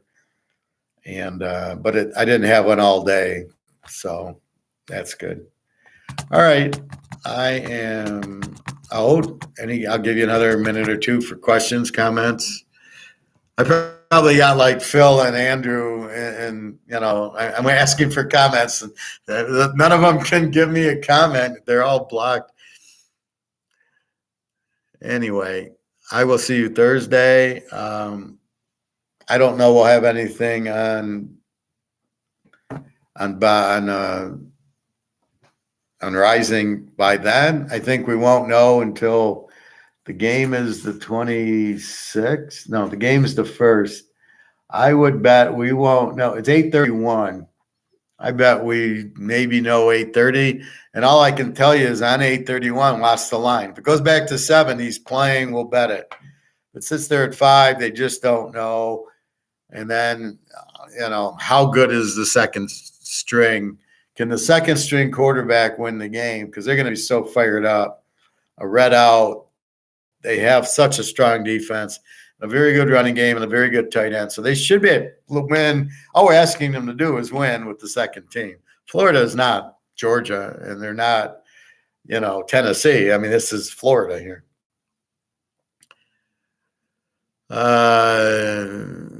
Yeah, I'm gonna close my eyes for a little bit. Might need another fast, Professor. Yeah, well, that's the problem. I start eating the ice cream or a donut, and I still got to be careful with my sugars. Even though my blood pressure is way down and my sugars are way down, and I can get away eating one or two, it's still, you have a little bit too much. And I've been having it like every day. I'll have an ice cream or something, or I'll buy a container and I have a couple of scoops and a couple of scoops the next day.